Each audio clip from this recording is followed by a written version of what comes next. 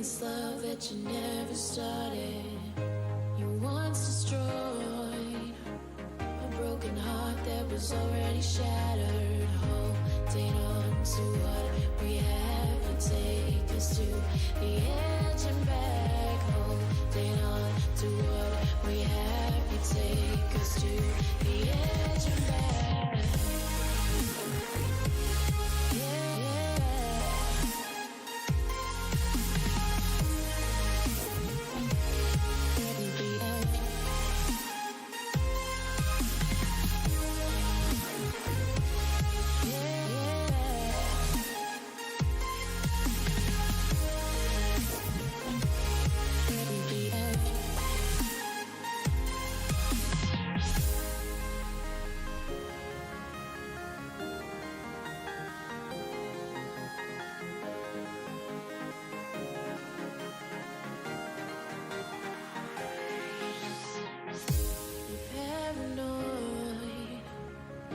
This love that you never started.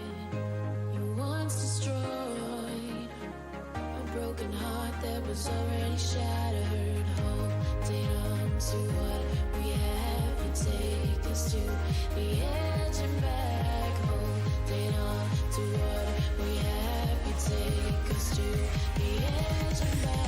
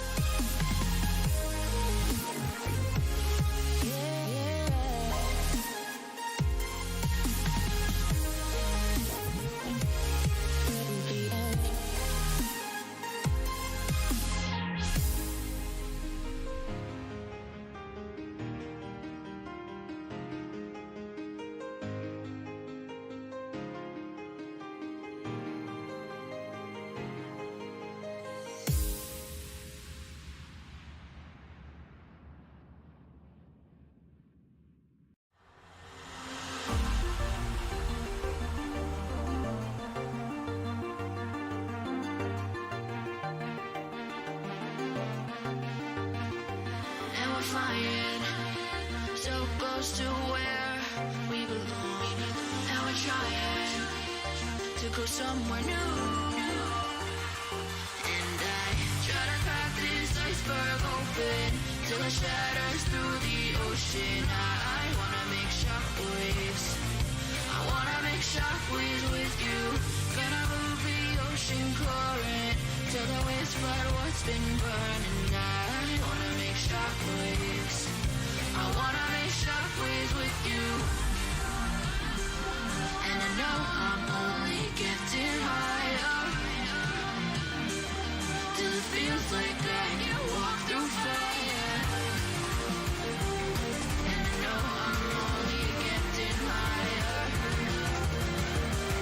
till it feels like I can walk through fire.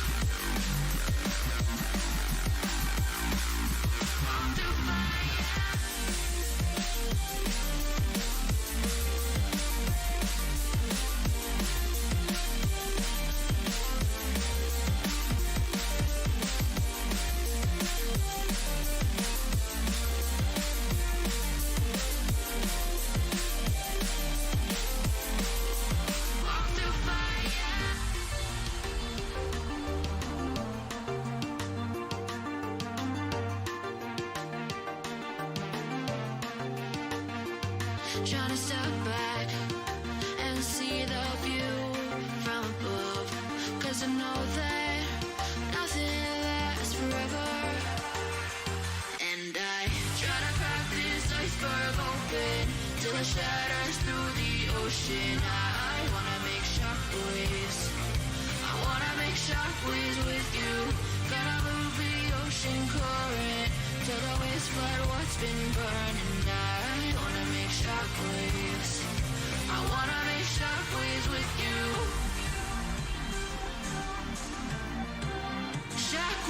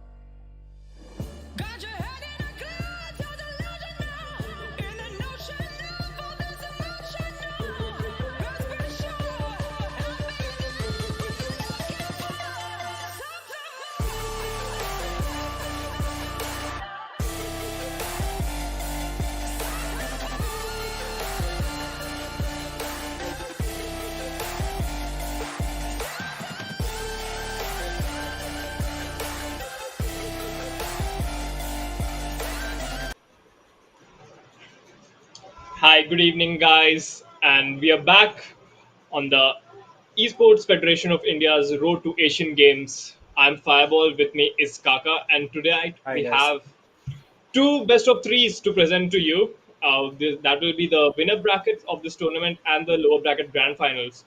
So, as you guys all know, esports is actually debuting as a medal sport in the upcoming Asian Games, which will be held in Hangzhou, China. So, esports is becoming a pretty mainstream and big deal. It's not a game anymore. It's much more than that. And in 2018, actually, it was a demonstration title at the Asian Games. And Teerth Mehta, a Hearthstone player actually from India, brought home a bronze medal. So it just shows like the potential Indian gamers really have to showcase on the international events as big as Asian Games, which are typically considered to be more typical sportsy, but we have esports coming up as well. So, Esports Federation of India is conducting the National Esports Championship 2022 as a part of the Road to Asian Games, which will determine which contingent and which players represent Team India at the Asian Games. We have five major titles, which include Dota 2, Hearthstone, FIFA 22, Street Fighter 5, and League of Legends. So tonight we'll present to you the League of Legends part of that, and the winner of this road to Asian Games will actually end up playing a regional finals, which will be held in June and July. That will determine the seeding of the teams that will present in Asian Games. And we will always like to thank our sponsors for this tournament. Inox Leisure is the multiplex partner, and Artsmith is the communication partner for Esports Federation of India, and we thank them for our continuous support. So, on that note, let's just dive into the first game that will be between Temple of Kings and Pineapple Cake.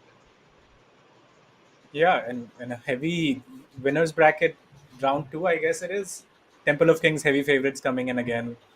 Last game 2 every game 2. I don't think this team has lost a single game in this tournament or the tournament before. So it should be a fun game, but I think Temple of Kings will make an easy work of the other team. I mean, yeah, going in to a competitive game, we usually do not want to say that, but we just have to be real. It is what it is. Temple of Kings, the giants of the Indian League of Legends esports scene. As you mentioned, they haven't dropped a single game, let alone a series in the previous tournaments. Since they have formed their team, they have actually won every single tournament they've taken part in. So these are like the David versus Goliath story every time whenever they're playing. So I am have very good feeling that Temple of Kings might be progressing from this round as well. But Pineapple Cake, they've shown a good quality League of Legends as well till now, and I'm hoping that they can bring in the fight to Temple of Kings and make them actually work for it.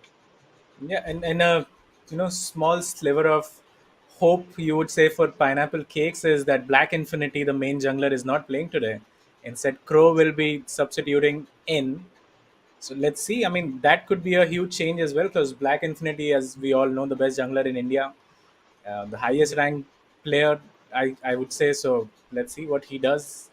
I mean, we can't Yeah, really see because he's not here, but let's see what Crow does. And jumping into the draft, Rengar ban is very confusing for me because that's something you yeah, relate with because Black yeah, Infinity. like exactly, Black Infinity is known as, or I should say, was known as this Rengar one trick actually, and his Rengar is probably the nuttiest Rengar you're going to see around in South Asian region. And I don't think Pineapple Cake did their homework because Black Infinity is not playing, so that's essentially a ban wasted, I think. So pretty quick draft is actually going on. Blue side was selected by Temple of Kings when they won the draft, so they would prefer that first pick, and they used that first pick on the Nidley. And Katrina, and And this is one thing we Katrina always pick, have to talk yeah. about. Always, whenever Temple of Kings are playing, there's like certain champions that you just cannot allow Temple of Kings to get their hands on, like Katrina. So the mid laner, his name is Katrina Bot. You just know he gets challenger every single season in this game, playing that one champion.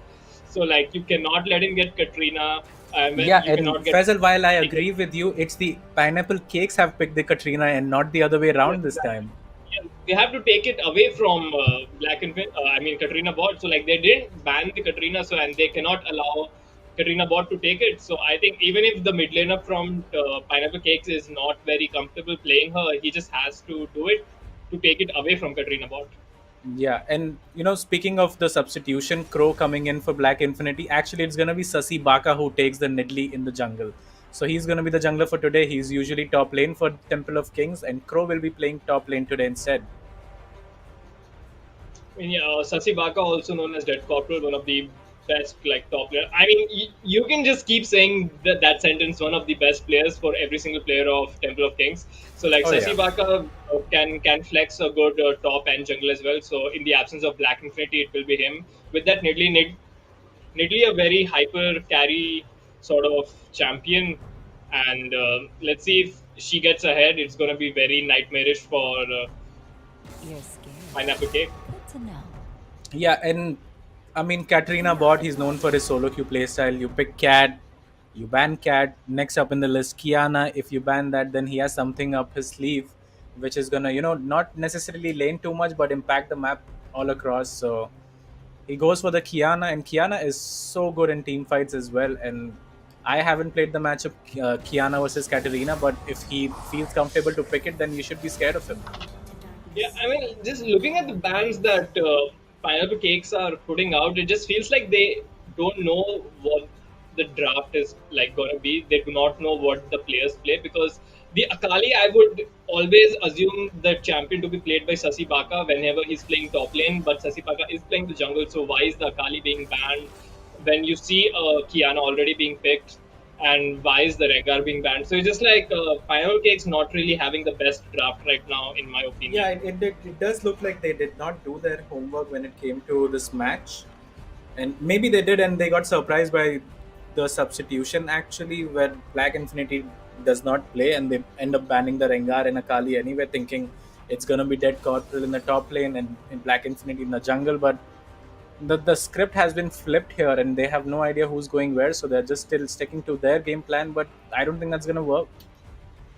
So I think that's actually going to be Silas top lane for the top laner of Temple of Kings.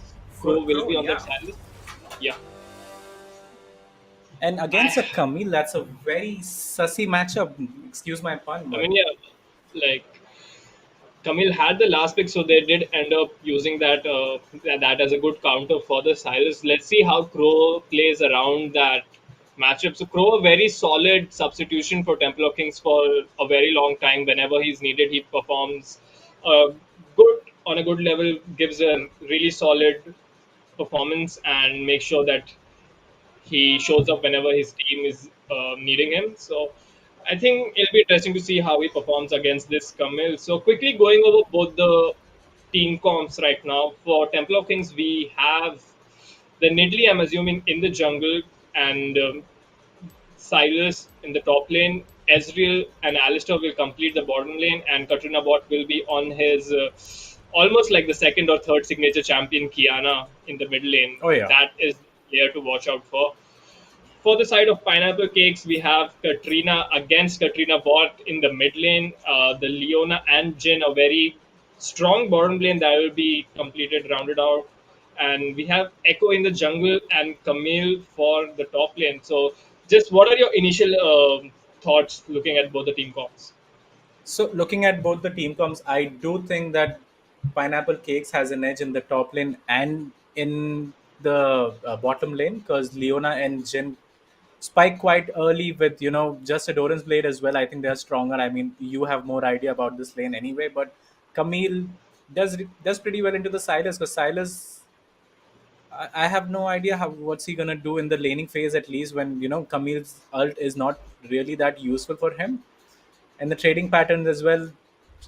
Camille gets the shield, and then you just hit the two Qs and get out. So it's gonna be a tough lane for him if Oh, Semi yeah, Round Rat Crow, knows how to play the matchup. yes, Crow definitely has his work cut out for him right now. And Ezreal and Azra are pretty safe bottom lane when they're going against a Leona. I think whenever Leona lands a Zenith Blade, Alistair can just headbutt her away to make sure that it does not end up in a full on engage. And I think as time goes on, Ezreal will scale a little bit better than the Jhin. and he's Hmm. just much more safer as well to play. So I Yeah, but think I think I would have loved to see the Yumi or Nami on the side of Temple of Crows. That would have been such an explosive bot lane. But I think he doesn't want to pick it into the Leona, thinking, it could be harder for them to it's sustain the very lane. risky. But Yes.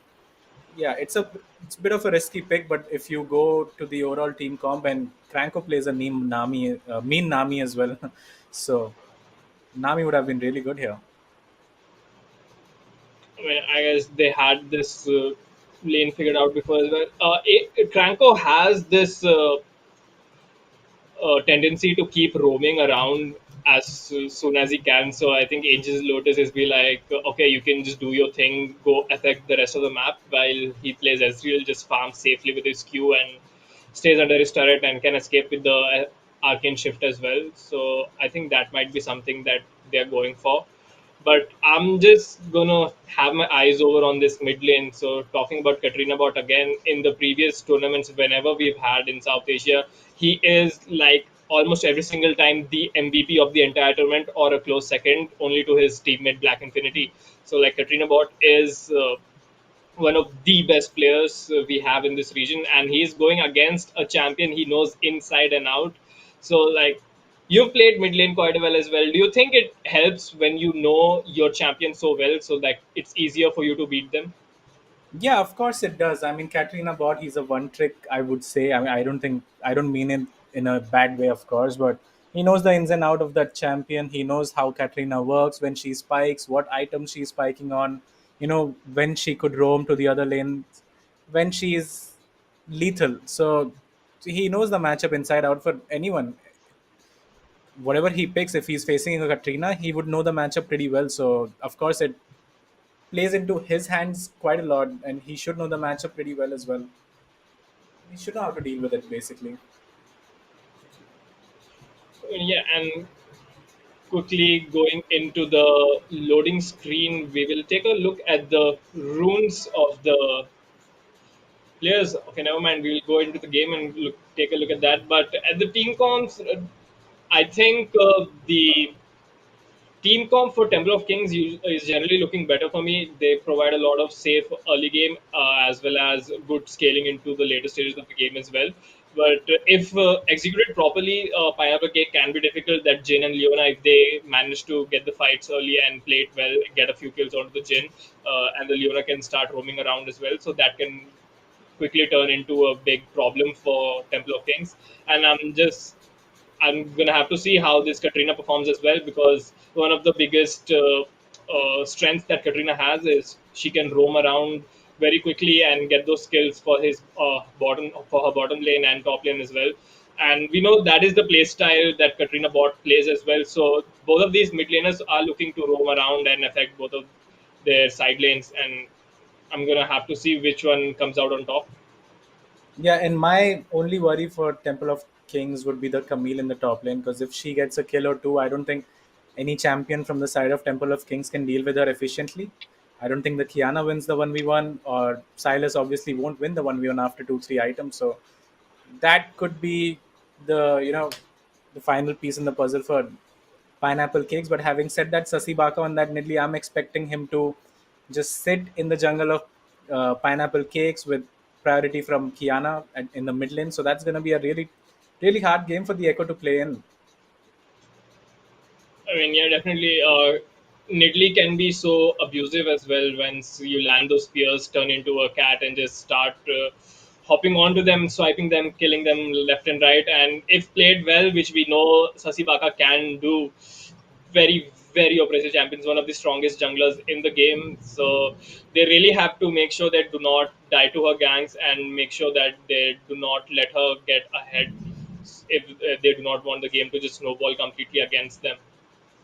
And yeah, she is very oppressive. You can outfarm the enemy jungler. You can invade the jungler. You're so mobile. You're just pressing W, getting out of of a sticky situation as well. So it's gonna be hard for the Echo, and let's see how he copes up with that. Because I think that jungle matchup could be the difference in this match.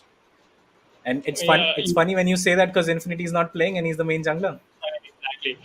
It's I think opportunity for Sasi Bagar to prove himself in the jungle as well. Be like, I can be the better top laner and the jungler for this team And if the they want to, because jungler, we've yeah. seen Black Infinity actually swap and play top lane as well. So these guys, they get very cocky and they will just start swapping their roles left and right. The jungler will play as the top laner and top laner will play the jungle because they're just that confident in their abilities to win the game.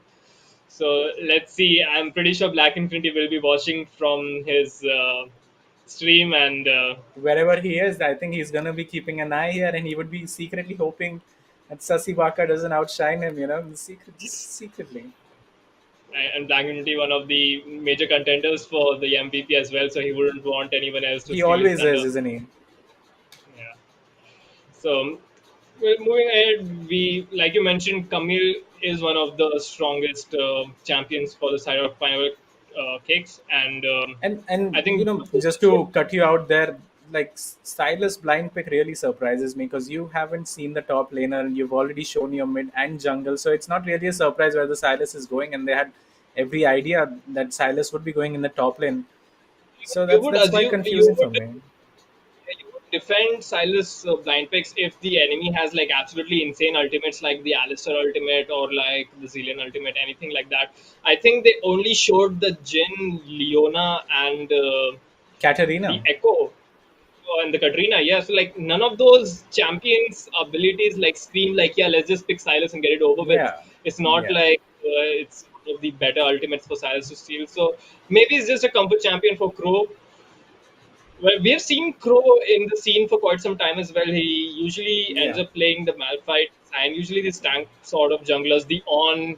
But seeing him on Silas is not very usual of him. So I'm excited to see that as well. And another thing is like he's not a regular player for Temple of Kings. He's like a substitute.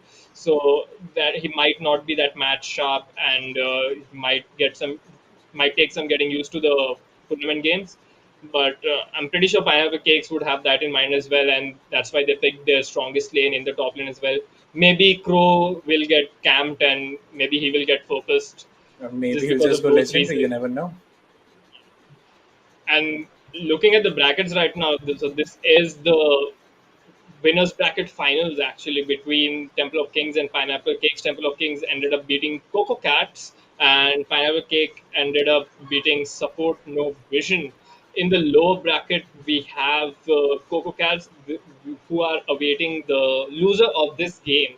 That will be brought to you after this best of three series is over, and both of the winners of these two rounds will meet tomorrow in the grand finals.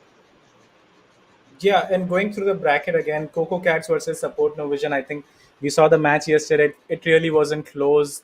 I mean, the first game was close till it wasn't, but the second game was just a one-sided beat down. 17 minutes Yeah. game. So I'm expecting Coco Cats to move on to the grand final. Because again, this is just prediction, but Pineapple Cake maybe will find themselves in the low bracket round two after the series. So I mean, yeah, it's not a let's very let's see how wild that assumption goes. to make that Temple of Yeah. Kings will be in the grand finals. It's like if you put any odds against that, I think the odds would be in the negatives for Temple of Kings to go in the grand finals. But Coco Cats did show a very good showing in the low brackets, as you mentioned, a sub 20 minutes, actually like 16 minutes and 48 seconds, if I 16 remember minutes, yeah. completely.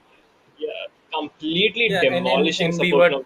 talking about how they threw in the second game against Temple of Kings, but it did not affect their confidence at all, like we discussed yesterday. And they showed that yeah, we made a few mistakes and we lost the game, but we have learned from it. And I mean, you can't do better than a 17 Count them minute out. game anyway. I Yeah, that mean, too. and Coco Cats are one of the better teams as well, so they usually end up in the finals, semi-finals of every tournament as well. So I think it's safe to assume that we will be looking at a Temple of Kings versus Coco Cats rematch. Actually, I think this was the exact match for the previous League of Legends tournament we had in the South Asian region. And I think Coco Cats would be looking to get revenge on Temple of Kings and finally become the first team that can actually, take down Temple of Kings and b- move on to Asian Games. So like there is a lot on the line as well. It's Lot on the the stake, lot on the stake. Yeah. Like usually it would be some RP or like a skin mystery skin online, but like recently with all of these sponsors helping out the Indian scene and especially like ESFI as well, we are getting a lot of high quality tournaments in League of Legends, and the prize money has been increasing, and this is like qualifies for Asian Games, something we never Yeah. thought we would see Yeah, actually in our it's the time. That biggest opportunity. Like representing your own country in the Asian Games, it means more than anything. It's the money, the RP, as you said, the products. It doesn't really compare. Even if you get like a lot of money, but you have that. Like I was an athlete who represented India in Asian Games, so it's a big opportunity for these guys. Yeah, and it just promotes esports in India in general as well. You can show up to your parents and be like, "Yo, look, this is happening in esports right now." Your boy Previously, represented India. I mean, come on. I would love to say that to my I parents, think man. parents would not support their teenage children saying like just focus on studies. There's no future in esports right now, but as time goes on, all of the sponsors are coming in, and Asian Games, you can all of the world will be watching as well, so stakes are higher than ever, and I think this is like the best time for an esports player in the South Asian region. It's just, I think, slowly and surely coming up to the region of the level of the western regions. Yeah, huge opportunity. Let's see how these guys fare in the Asian Games as well. Whoever qualifies, spoiler TOK, but let's see. Although I do have high hopes Right. for Coco Cats as well for the finals tomorrow. I mean, again, too much prediction, but kind of I mean, realistic, wouldn't you coming. say so? I mean, yeah, being realistic, I think Temple of Kings is the heavy favorites for the entire tournament.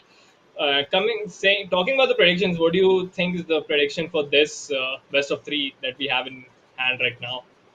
I mean, I would be really surprised if it's not a 2-0. I see Temple of Kings winning this regardless of a 2-0 or 2-1, but I would safe bet is 2-0. I think if I was a betting man, I'm saying 2-0, and this game, both the games close out within an hour or I something. mean, So yeah, 2-0 is a very easy prediction for you to make. I'm going to ask you, and let's see if you can say, are these going to be sub 20-minute games like Coco Cat showed us? boy, I hope not, but there's a good chance it could be. There's a good I chance mean, there. Yeah. keep talking about Coco being like throwy in their nature as well, but Temple of Kings are not really far behind in that man as well. They get really cocky and they start making these flashy plays, and they don't like cleanly finish off this game. So if that happens, these games can get messy. But we will dive right into the game. So blue side will be setting up a defensive position, are guarding all their jungle entrances, whereas Pineapple Cakes on that red side have actually kind of stacked in the bottom side, anticipating an invade from Temple of Kings, but nothing of that sort will happen. A pretty standard level one coming out. Both the junglers will be starting on the bottom side of the maps. So pretty standard Yeah, stuff and going on. let's go over the runes quickly. I know you wanted to jump into it. So the one that stands out to me the most is press the attack Ezreal. I haven't seen that. Most Ezreals do run the Conqueror or First Strike or something like that, but press the attack, I have never seen it. So I don't know how that works. You're an EDC main, so tell me all about it. I think there were recent changes to First Strike. The First Strike was the go-to rune for quite a few patches, but right now players and pro players have actually shifted to the press the attack, and I've played the press the attack as well, and it feels better than Conqueror. So I think that is pretty acceptable for Angel's Lotus to go press the attack right there, And and as we'll we were see the talking Camille about, you actually. you can see the invade right away. Sasi Oh yeah, Baka gets his red and jumps into the Grom, takes it. He might die will for it actually actually. drop Maybe he's back. Leona flashes forward, will end up stunning him, and the spear blind spear will connect onto the echo. Oh boy, and first absolutely blood insane. just like that. I mean, that just comes down to individual skill. This man just took his red and just jumped into this blue side jungle of the echo and completely bullied him off of it. Like three people could not stop him, and the fade of his spear, cool guys don't look at explosions, gets the first blood for his team. Yeah, and he takes the whole jungle there. He gets the Grom, he gets the Wolves, even rotates from the middle of the turrets, and now he's taking. He's already gotten the chickens, taking the red. So Echo's gonna be a really, really poor guy in this game, and it's gonna be a really tough game for him now. I mean, yeah, definitely. We do see in the top lane Crow actually a good dodge coming out to the Camille E and a lot of fighting going on. Both of these people have the corrupting potion in the top lane, and the Zenith Blade will actually end up connecting onto the Ezreal. The Ignite will follow up, but there is no follow up from the Jin. So Leona will end up Yeah, but taking I a mean, beat. I'm sorry to interrupt you again, but I have to go to the jungle matchup again. The Echo is not getting to play the game at all. He's like less than 100 HP again, and he has to back from his third turret. It's really heavy, and I don't think he's going to be relevant for the time being now. In the top lane. So trading out with Camille as well, but the passive from Camille just gives her a free shield that helps so much in trading. It's just so oppressive for her to oppressive for the enemies to trade with her. Oh, And Sun Franco connects in the will, bot lane. Jin might have to burn flash here. yeah, and he'll use as well, and the Q will connect from Angel's Lotus, so that is a kill being picked up by the Ezreal as well, and Katrina about just taking two turret hits, so sort of a BM, and the flash for, oh my god, so like three solo kills actually, and he gets executed. I'm at a loss of words. Like, this is what we talk about. Usually, all of the games from Temple of Kings just end from the laning stage itself. Like, if you have three solo kills at this point of the game, it just shows the quality of the players. And it looks like the Tamil might be going down as well. Now, just barely survives. The teleport from the Katrina will bail his teammate out. Yeah. Oh, and the Nidalee might die. Okay, that was really close. Crow comes in and ends up picking up that kill as well. Sasibaka will And flash forward and Sasibaka miscalculates it and ends up dying to the Katrina actually. So the Camille to the did not Katrina, end up yeah, getting but the double. Camille does get the experience, however, but that was a really risky play. I think he bites more than he can chew there and pays for it. And the whole momentum from the jungle now. Echo's gonna get the scuttle crab. He's gonna get the Grom. So he is finding his way back into the game as well because of that mistake from Nidalee. Yeah, and quickly looking at the scoreboard in the top lane, we have a Silas at 22 PS, and we have the Camille at 27. So pretty even lane going down. Silas is 100. In the jungle, we do see there's a gap being formed as mildly as I want to put it, but 38 CS to 19 and the jungle CS numbers matter a lot more as well. And Crow will actually end up stealing Camille's ultimate and really close fight, and the level advantage ends up playing in his favor. So Crow goes 200, 150 gold bounty. So Crow did not like we were talking mess about him in Yeah, I the had my doubts, and this guy's like, shut the hell up. Keep my name going out up. of your mouth. Yeah, and slaps Camille left and right. So like a 3,000 goal lead already set up for Temple of Kings this early on in the game. Not looking good for Pineapple Cake. Let's see. So a lot of teams that they do is what they do is end up playing in this hands of Temple of Kings, and they keep taking these fights as we are seeing right now, and they do end up giving up a few kills as well, and that's what's happening now as well. But Angel Lotus actually takes down Jin off screen, so we will fix that as soon as we can. So 150 gold bounty on Angel Lotus as well, so make that 300 actually. He completes his sheen, and I'm pretty sure he'll be looking to get this Essence Reaper as soon as possible. The Echo is getting caught out in the river as well. Katrina bot ends up getting his second kill of the game, 210 on that Kiana, and the fights continue. Katrina bot going on to the Katrina. Crow goes on a killing spree in the top lane river. So looking really, really bad for pineapple cake. So, like how I just mentioned, like pineapple cake, they need to realize that Temple of Kings are one-on-one better players. So, like they need to sandbag. Actually, I think that's the only way you beat Temple of Kings, because on a micro level, I don't think there are any players who are better than these guys. But in the laning phase itself, they keep getting the fights, and as a Yeah, result, they and find themselves 7,000, speak. almost 7,000 goal lead by. Yeah, speak exactly. 7,000 goal lead at 8 minutes. 3-0 2 on Crow. I'm sorry, Crow. I had my doubts. Kiana 3-1. This is gonna be a quick game, and you are asking me for the game starter if this could be a sub 20 minutes game. And what do you think, Faisal? What do you think?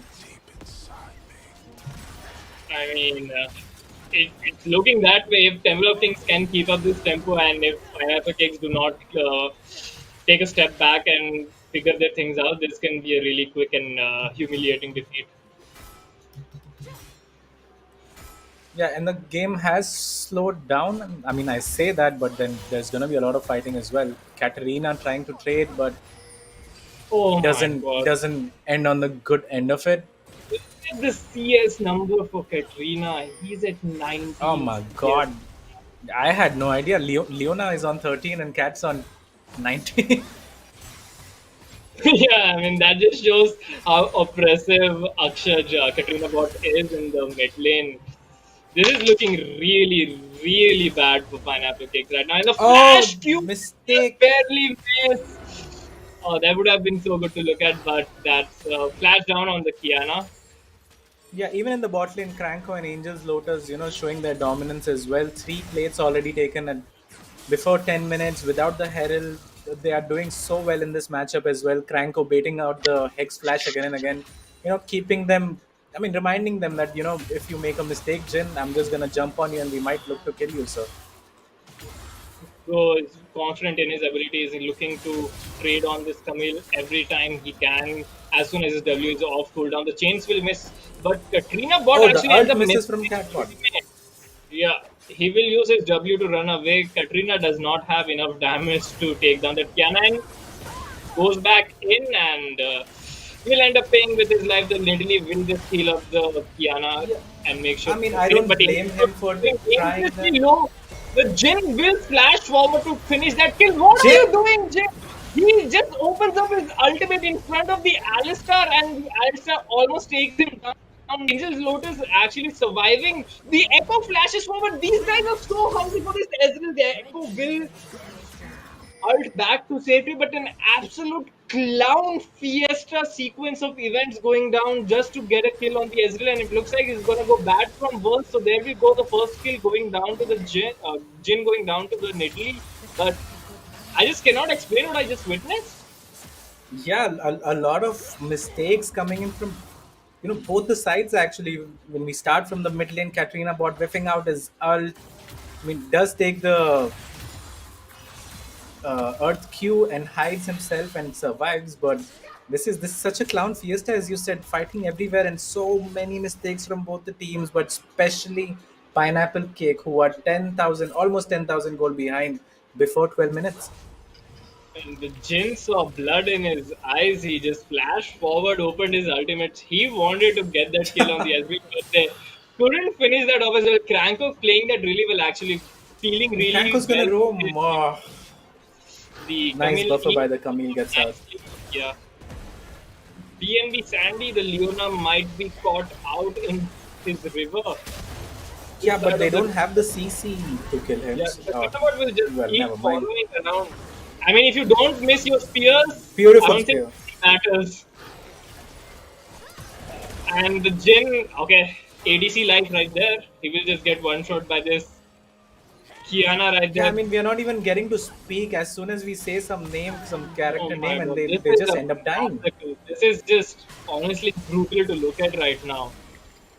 15 to 1, and at 12 minutes, a 12,000 goal lead. Like, it just feels disgusting to say they're already on the tier 2 turret. They've already destroyed the tier 2 mid lane turret. I mean, to put things into perspective, They can't even surrender if they want to. Yeah, that's The very Rift true. Parent hasn't spawned yet.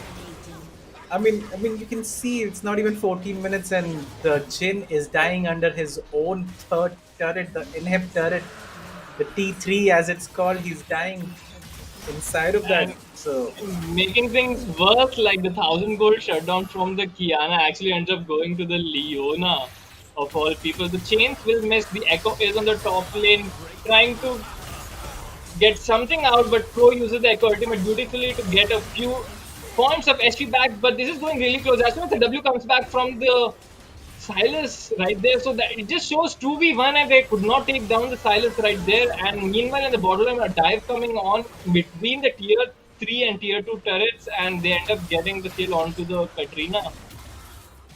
yeah, and for I mean, they have Temple of Kings have an answer to everything that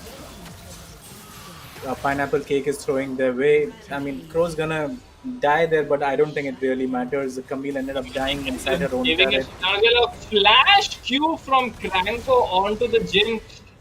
Did not play that as cleanly as he would have liked to, but Sasi Waka will just jump in, auto attack at the Dark Harvest, finish up that kill. The Katrina, yeah, you cannot be ulting near Alistar, but he does end up taking down the Ezreal right there. So a lot of kills being leaked towards the side of. Oh Well, my oh my god! god!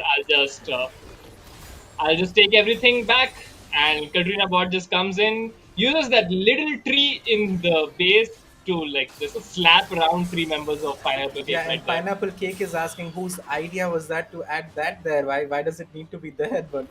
But it is there, and Kiana uses her Earl, destroys three of them completely, wipes them out of the map.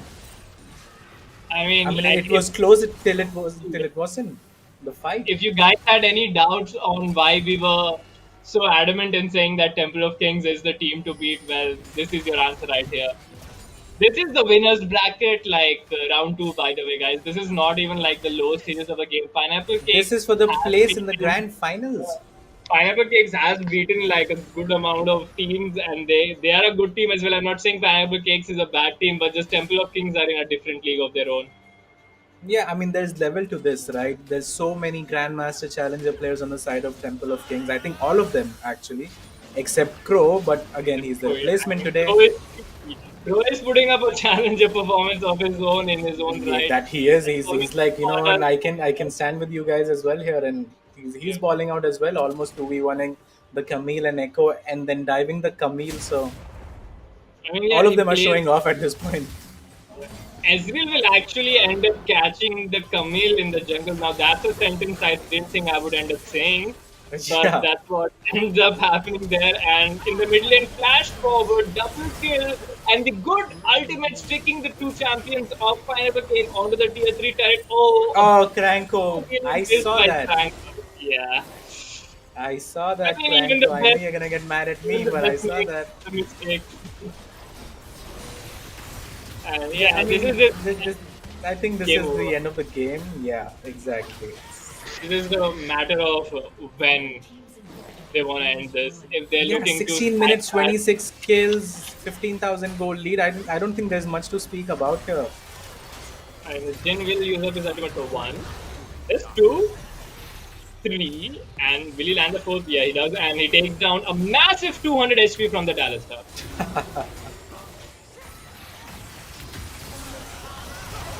And Pro will end up diving the two Nexus turrets for fun. Does have the Echo ultimate to bring him back to safety. The first Nexus turret will go down.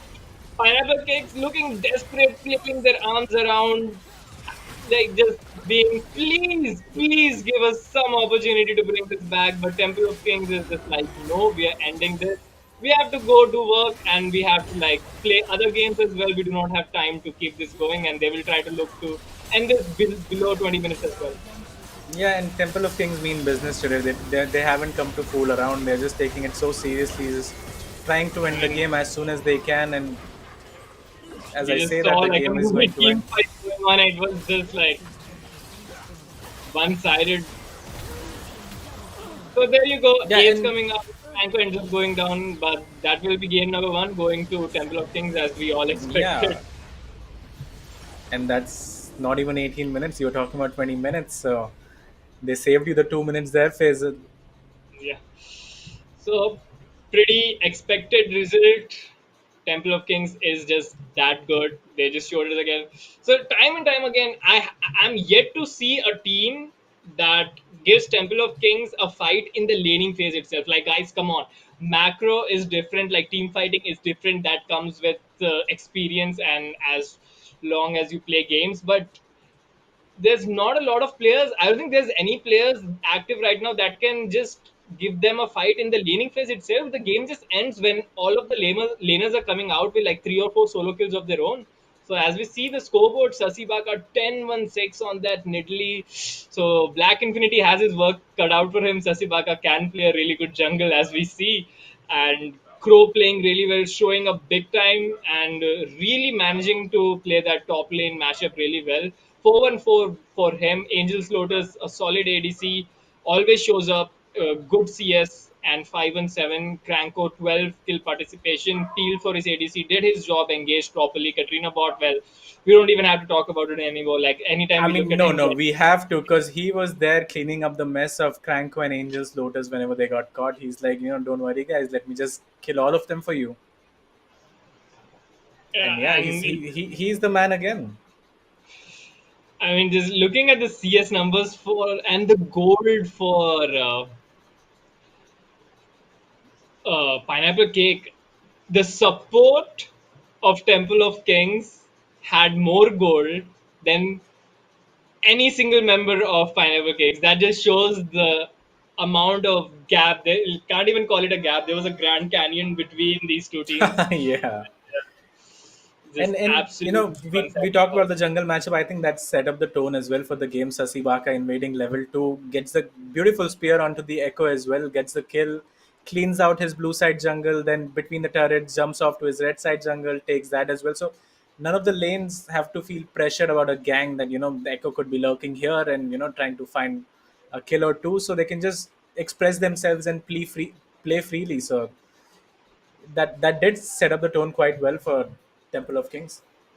Oh yeah, Temple of Kings not here to mess around. Usually, they we have seen them go for troll picks and like fun picks. We in the last tournament we saw Sasibak actually play Ignite Draven Top, so nothing of that sort coming out. They are here to play, and we will see if that stays the same in game two. So stay tuned with us. We will be back in a few minutes for game number two of this best of three series. Goodbye.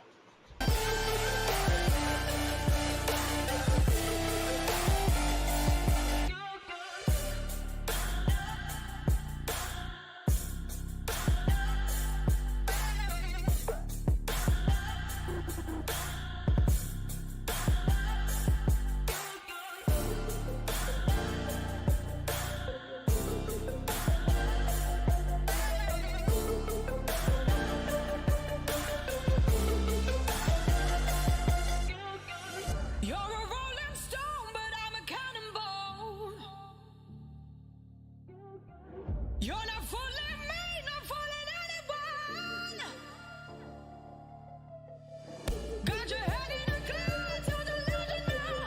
In an ocean of all this emotional.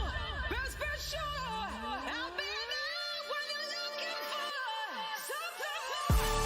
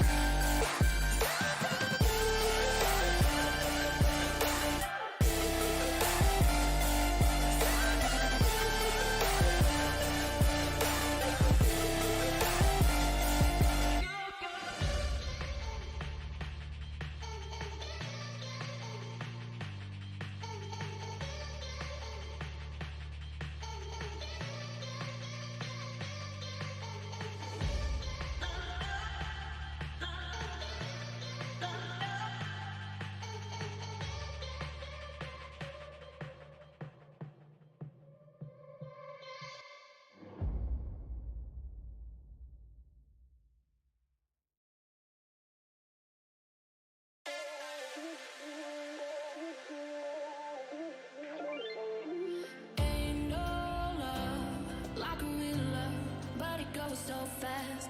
All time. like a captive. I'm on to you. Used to pay to my mom life, standing a rainbow, who's playing it cool. I haven't felt this in ages, and I've no more patience. So won't you please stay a bit longer? You're making me stronger, making me stronger. Stay a bit longer. You're making me stronger, making me stronger. You need stronger.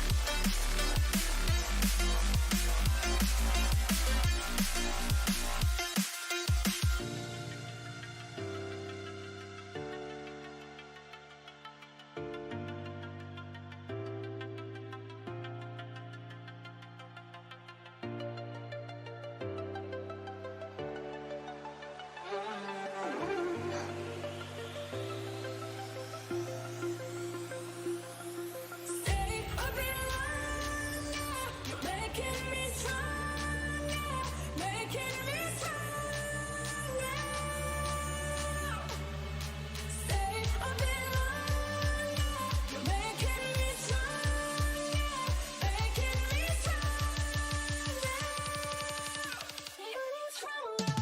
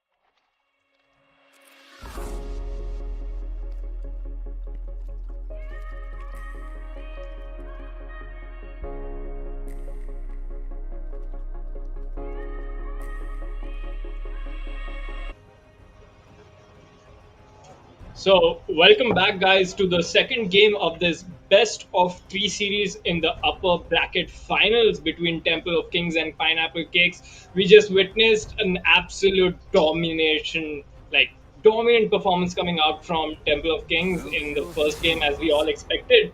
Sub 20-minute game, like completely destroyed Pineapple Cakes. So, let's see if Pineapple Cakes can bring themselves back from this heavy defeat that they just suffered in game number two. So the sides will be swapped. Temple of Kings are playing on that red side, and we have Pineapple Cakes on the blue side.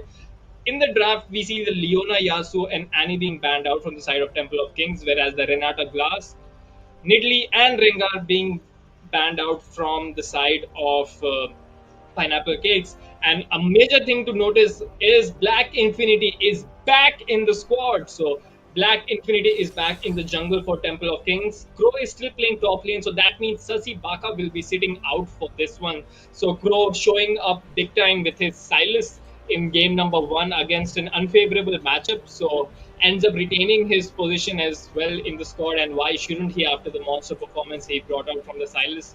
And again, first pick coming out as the Katrina from Banana Cakes. And just thinking of this Katrina pick, it really did not work out, did it, Kaka? It really didn't. And again, first pick against Katrina bot. I mean, and they didn't even ban the Kiana again. So I don't know what the thinking is. First pick Diana from the side of Temple of Kings. They could be looking at a Yasuo mid as well. But I mean, Yasuo is banned out just run it against. back. It's not broken, right? Just run it back. So I think that is a Diana in the jungle for Black Infinity, and the Irelia will be flexed between Crow and Katrina bot for top and mid. And we see like the Alistair being taken away from Temple of Kings actually as they pick up, as it is picked up by Pineapple Cake. Yeah, and I play quite a bit of Irelia as well. And when I see two AP champions on the opposite team, I'm like, you know what? This is perfect. I'm just gonna go that bit send first item, and oh, Black Infinity is back, Yeah, Black Infinity and is Sasibaka back. is gone actually. Sasibaka is out. Yes. Yeah, okay, that's a minor change. Like I can't wait to s- watch Black Infinity play here. But let's see, Silas blind pick again. I mean, we can talk all we want about the drafts, but does it really matter in this game at this point? They're just Exactly. picking. That's what I mean. Yeah, You give them five Teemos, and I'm pretty sure they'll figure out a way to win out their lane, jungle, and every single thing within like 10 minutes as well. Not a problem. yeah, but So the Aphelios and Misfortune is taken away. The last two bans focused on the ADCs from the side of Temple of Kings. yeah, and so, just a small mind game being played here from Temple of Kings. The pineapple cakes end up banning the Nidalee. I don't think Infinity was gonna play it anyway. But Sasi Baka, they thought he was gonna play this game, and now he's not.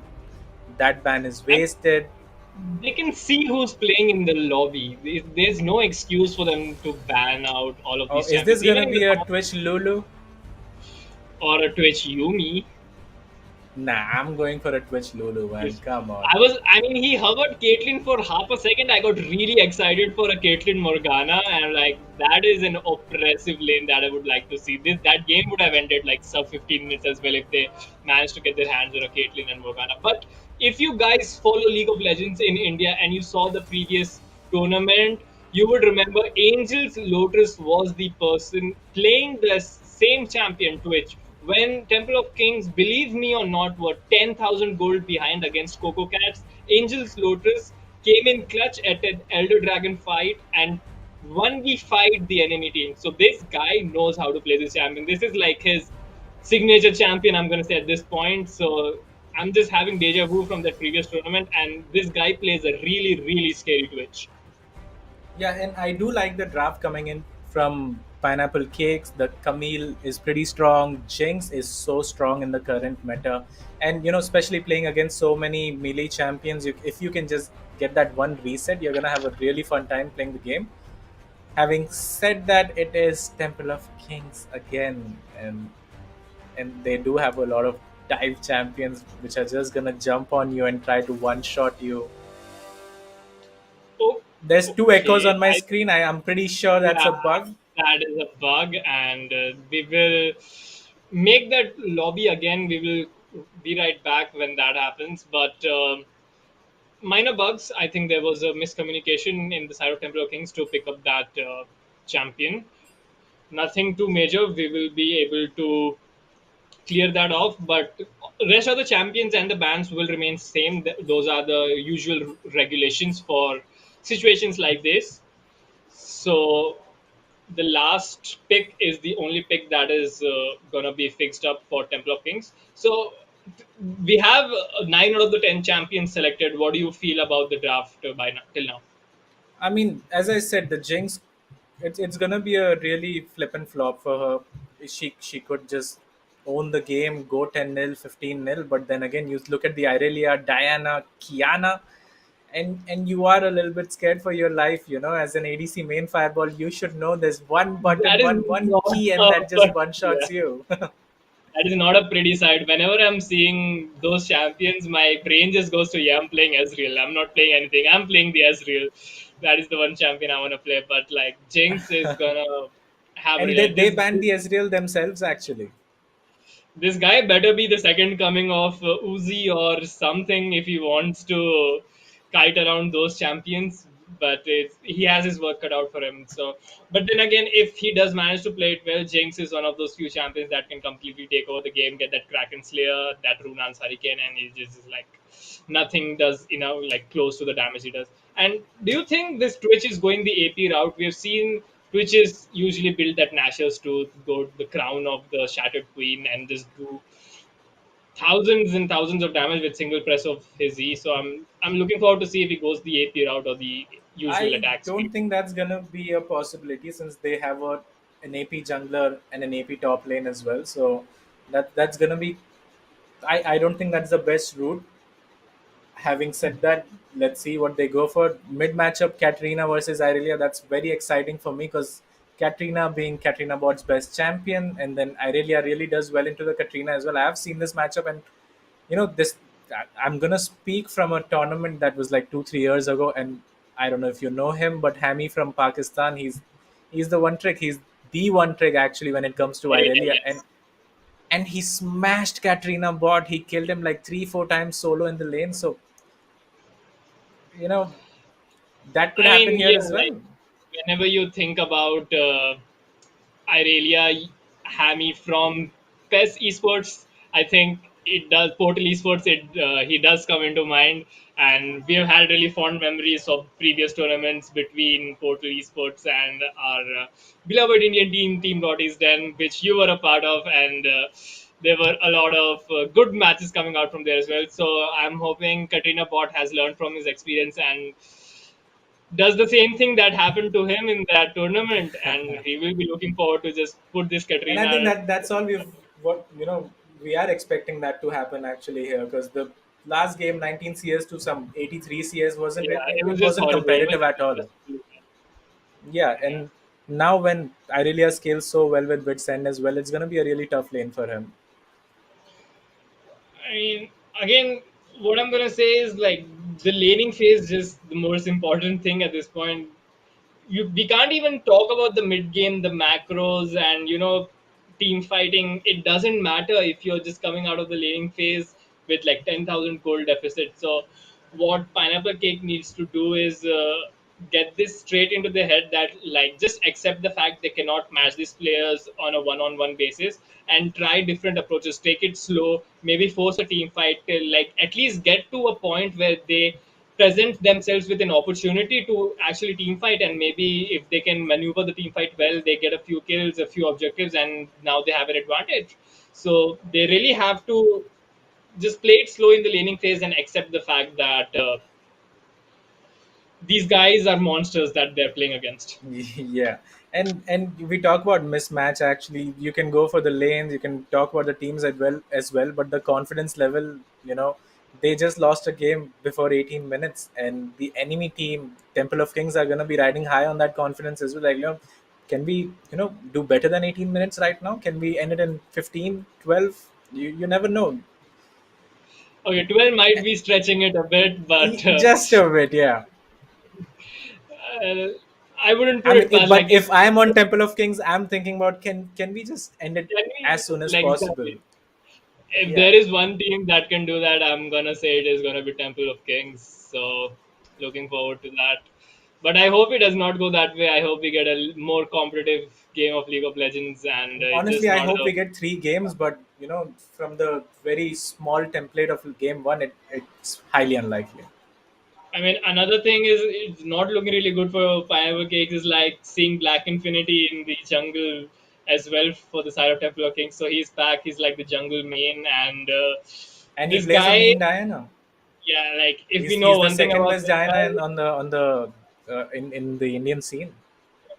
like who's gonna be at the first for you? Right, of course it's gonna be. I This guy right here, heard but quite a few things about a person named Spartacus who plays a lot of Diana as well. So we'll have to put you guys in pit to figure that one out.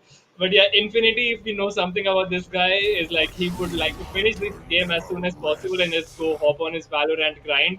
So he will be looking to end this game. So we are back on the draft. So all of the picks and bans will remain same. I'm assuming yes, they will. So just this should go by really quickly, and only the yeah, and support. except for this last, exactly, the support pick is going to be different, obviously. But except for that, I don't think there's a lot of changes to be made here.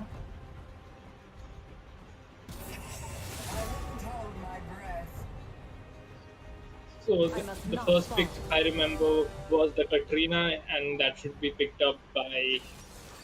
I mean, they can change the order they want to pick the Yeah, they're gonna champions. pick for themselves and arrange accordingly. But having said that, yeah, Katrina first pick, I'm not a fan. I'll just say it right now. I'm not a fan. Whether you are Katrina bot as well, I don't think that's a really good blind pick. First pick, but again, the motive of picking Katrina here is just to deny it actually. So,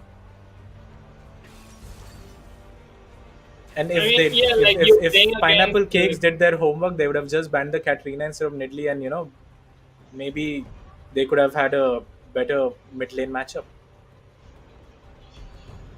I mean, I think they're just afraid to give the Katrina to Katrina bot. Like that's Oh the yeah, but only. I mean, you can always ban it, right? If you're not too comfortable, and it did look like he wasn't comfortable playing it, you can just ban it. I mean, I think they just want to ban out the Rengar and Renata for some reason that they Yeah, are yeah, and confident before you from. say something else, let's bet on Cranko's pick. I'm gonna go for Lulu. You said Yumi. Let's see what he I want to does. see a Yumi. I would love a Lulu right here, man. Lulu would be so good with Diana as well. Nah, Jana, not nah, the worst. nah. I mean, Cranko does play a really mean Jana. Senna, I mean, Cranko's just taking the piss at this point. Yeah, he really is, isn't he? So he will be looking to add to his stat numbers as well. He's like, why should my teammates have all the fun? I want to get some damage in and get a few kills in as well. So he will pick up that Senna, look to farm all those souls and become a monster in his own regard.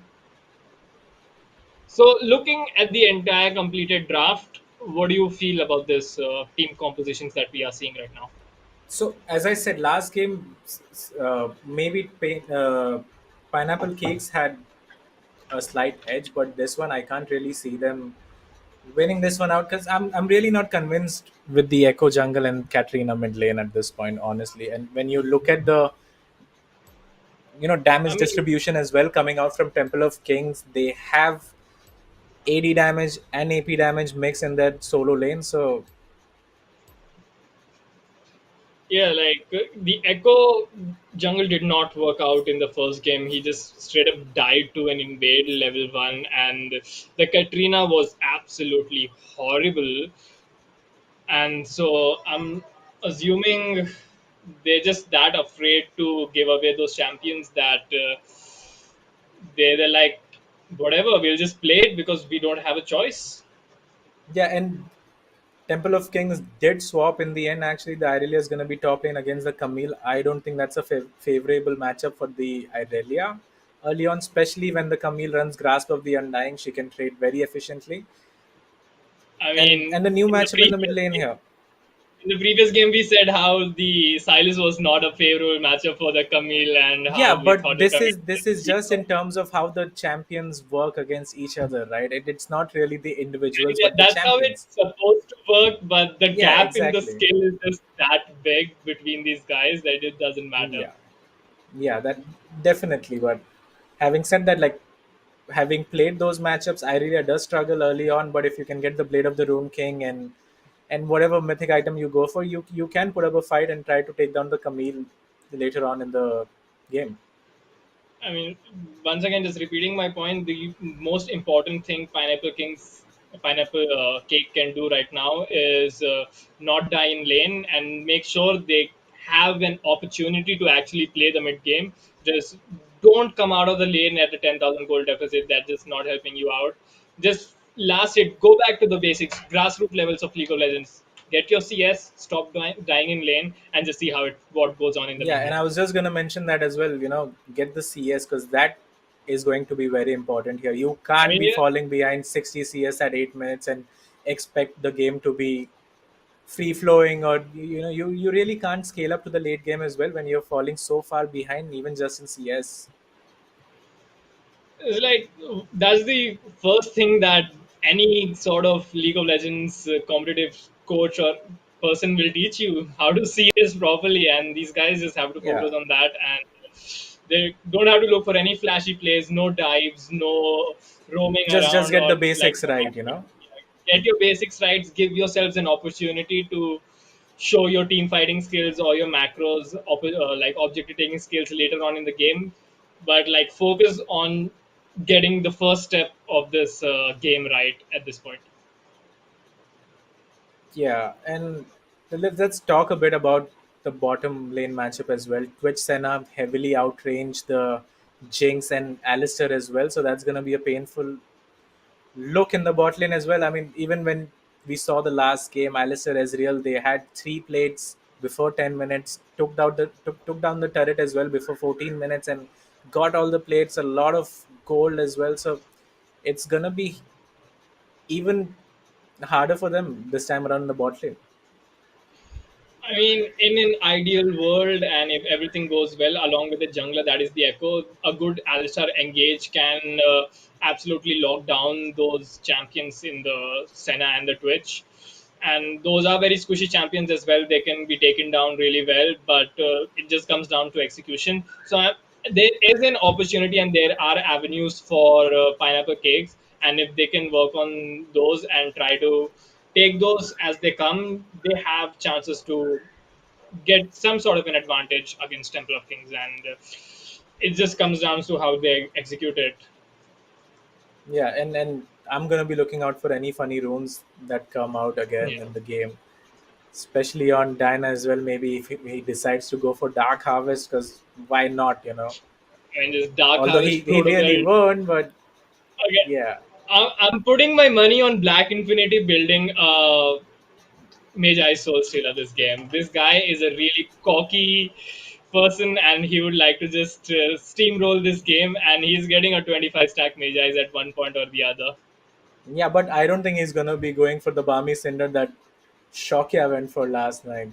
Oh, yeah, like Do you remember that that? was Nashos into Balmy Cinder into yeah, Magi that was 5 just stack. That was quite a confusing. build. Yeah. He had like bits and pieces of everything, and like nothing really worked out for him. So let's see how this goes then. Well, then again, looking And at the lane matchups, I'm assuming, as you mentioned, the Camille does have an advantage. And in the jungle, technically, I think Diana will end up faring better than the Echo. In the mid Dinah lane, will I'm outfarm the Echo quite early.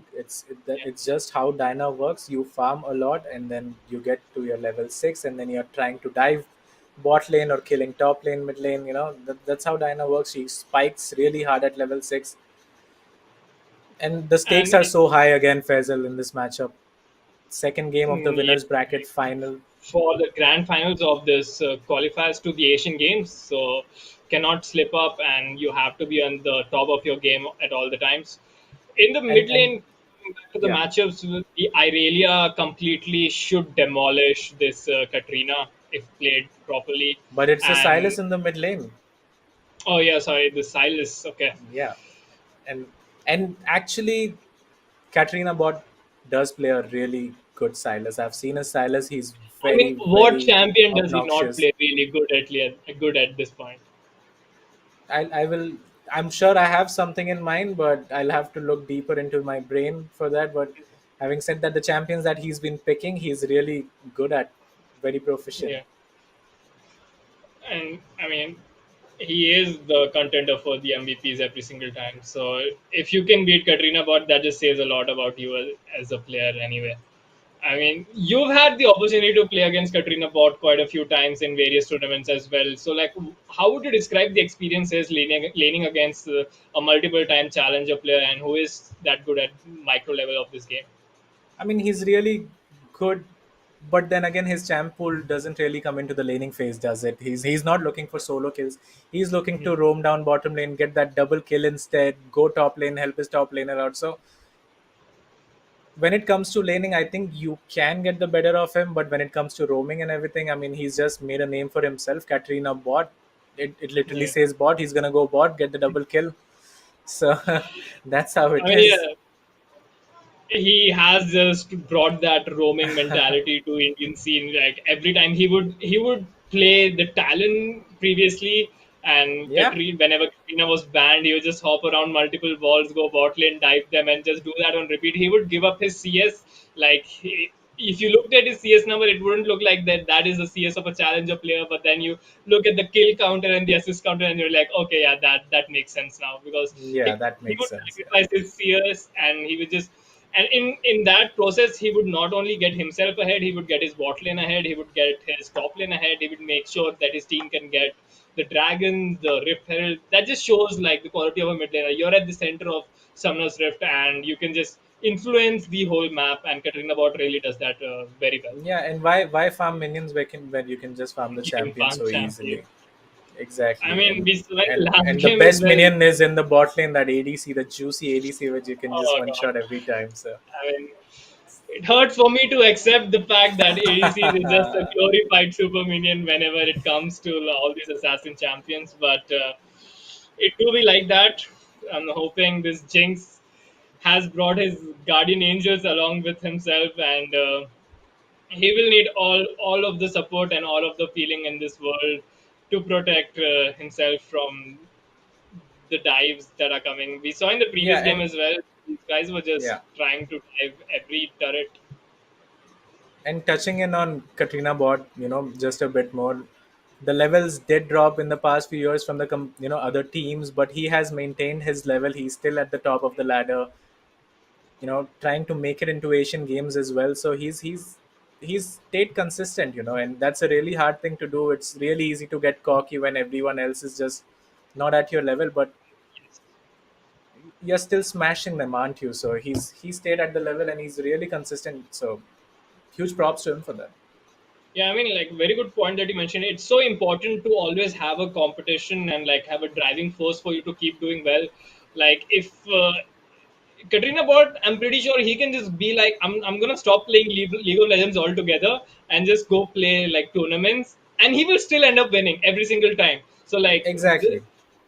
but even then he grinds every single solo queue season. He tries to get challenger, at least grandmaster masters every single time. He is committed to this game and it shows, and he's looking to make a name for himself, not in the Asian scene itself. He's trying to make a name for himself in Southeast Asia in general, like the whole Garena scene. He's looking forward to bring Indian League of Legends to the international stage. So him, and I think Temple of Kings is the team to do that.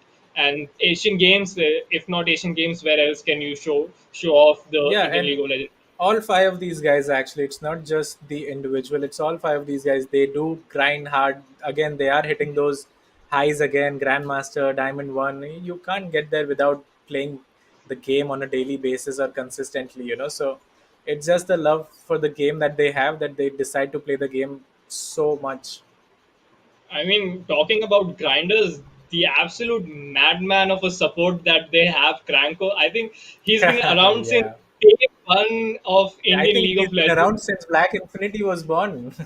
Yeah, this guy is such a huge grinder. He has been through every phase of Indian League of Legends, and He's I think he's he been has on a played. team with me. He's been on a team against me. He was there when I was starting my own journey in the League of Legends scene. He was there when he Yeah, ended it. When it ended as well. I have played against him so many times, with him so many times, and he's still here, man. He's still doing his thing, still and trying to he's still grind. at He's a top level, still beating these still playing supports for the up. best team. Yeah, exactly. And yeah, and not even that, he plays a role of in-game leader as well for their teams, and he just shows that he has that mentality of a grinder. And on that note, we will jump straight into the game number two of this best of three series, and level one shenanigans actually coming out. So Temple of Kings ended up invading the jungle of Pineapple Cake. Nothing coming out of it, though. The Silas does end up getting one CS that would, I'm assuming, is a ward. So nothing coming out of that Yeah, invade and information. let's talk about the runes and summoner spells as well. That I find it very interesting that Twitch is running Ignite in this game. You would expect something like a heal, but Senna's Cost running the or heal, I think, yeah, and there's whenever gonna be an ADC, invade here again. There's a counter invade here. yeah, the crow Crow? will end up walking into two people. He has no vision. A good stun will end up locking the Camille and the echoes of Crow is running for his life, and they will just let him go. So they're like Yeah, not and worth the chasing him down ignite was because used as well. That's a yeah, very good. Crow still has its flash. So Angel's Lotus actually ganking the Katrina level one. Katrina bot does end up connecting the chains, and they will make the Katrina use her flash to run away. So ADC level Yeah, one gank coming out. and yeah, people are using their ignites like it's on a 3 second cooldown. Three ignites burn before minute one. Yeah, Katrina bot and Angel's Lotus both use the ignite on Katrina. I mean, she's gonna have a hard time again. She's already burned her pot. She started Doran's blade against the Silas. She's gonna have a hard time again, man. It's kind of depressing ended to up watch. missing an entire wave and get. I mean, if you were that Katrina, you end up getting double ignited level one. You're tilted out of your mind already. Oh yeah, I'm going next, man. I'm like, no, no, can't. This is unplayable. Crow is looking to get those stacks up for his passive and get a few trades onto the Camille. Yeah, End up and missing the stun. look at bot lane. We talked about this double range champions versus Alistair and Jinx, heavily outrange. And if you can't hit the level two before the Senna and Twitch, then you are gonna get shoved in. And let's see, Black Infinity took his uh, blue side jungle. He's gonna take the red side of Echoes because he knows Echo is invading because they saw him. And let's see if he The decides silent to dive the bot lane. matchup. Actually, The Echo trying to invade Black Infinity's jungle. I think this He could be a will. dive in the bot lane. The Jinx is gonna die soon. Oh yeah, they have ended up stacking a huge wave, and the cannon mini is there as well. Black Infinity looking for some sort of an engage from Cranko so that they can go in. There is the route, but they decide to go against it. I think the Crescent shot from the Dan of Will end up landing. Oh, Actually, a flash Alistar! from the Alistar will end up pushing the Senna into the turret. Black Infinity is here to bring some damage to the table, and Angel's Lotus will end up getting the first blood. So, a really promising play, like good confident play coming out from the Alistar, did not end up going well. But Katrina bot almost taking down Katrina as well will just survive with a sliver of HP. So, a lot of action going on in the bottom lane In and the mid lane. bottom lane. And yeah, and that was a really good play coming out from the Alistair, but the timing was really wrong because you saw the Diana putting out her Q onto the Jinx, so you know she is gonna be around even if you try to initiate a fight here. And I think that's the mistake that he made. But really good mechanics coming out. Headbutts the Senna into the turret, but obviously he flashed out and he survived. But I I mean, really like well played. yeah, Cranko I as well. like the He made enthusiasm actually from Alistair. whenever he was in the turret range, he made sure he did not damage the enemy champion, so he did not end up taking the turret aggro. But flash forward from the Jinx, she does not have the mana for her rockets, and the minigun has a lower range and just really badly played. And as that was happening, Katrina bot will keep abusing this Katrina in the mid lane, dives them under his own turret, and And will she's end gonna up miss out securing on such a the huge juicy wave, man. I mean, Look at I that don't wave. think picking Katrina was the play again, as you mentioned in the draft phase. Like it was so bad for you in game number one. Why would you do that to yourself again? Yeah, and Black Black Infinity Infinity will get power through farming as very well. much. Yeah, and just ends up taking the Echo's jungle as well. 32 CS to 26 will end up getting his first recall. So 5 minutes, and yeah, I hate to see it, almost 3,000 goal lead for Temple of Kings from the laning phase itself. One kill onto the ADC, one kill onto the mid laner, and Pineapple Cakes need to get their focus back up, and if they do not want a repeat of game number one. Angel Lotus does go invisible, sneaky onto the Katrina, will not end up doing anything more than just that. Yeah, and it's expected, but it's absolutely disgusting to watch the goal lead that they have at this moment, the farm lead that they have in the mid lane and in the top lane as well. Even the Twitch is roaming, and he's going for the Nasher too, I'm guessing. So you were asking if I mean you were anticipating him for to AP. make the AP, yeah, and Or the he's going for road will that. I think connect, Jinx might and die. that Yeah. will be a kill onto the Jinx. Kranko finds himself under the turret yet again. The Alistar will just smash his head in the turret, and they end up picking one kill as well. That goes on to the Echo, and Black Infinity and Angel Lotus will run into this Katrina. Katrina, are you stuck with him, or are they stuck with you? Katrina ends up going down, and not looking good for the Echo as well. Black Infinity will dash forward, get that kill onto the Echo. The Alisa running for his life. The chains do connect, just the tip right there. Really well played by Katrina Bot, and she did Echo ult out of that turret as well. So Temple of Kings ended up picking up like 3 kills from nothing out there, and And looks a like solo it's kill in about the to top lane as go. well, pretty sure. And Crow, I mean, Camille almost surviving that, but Crow gets a solo kill in the top lane as well. So, like, as I mentioned, just individual gaps everywhere.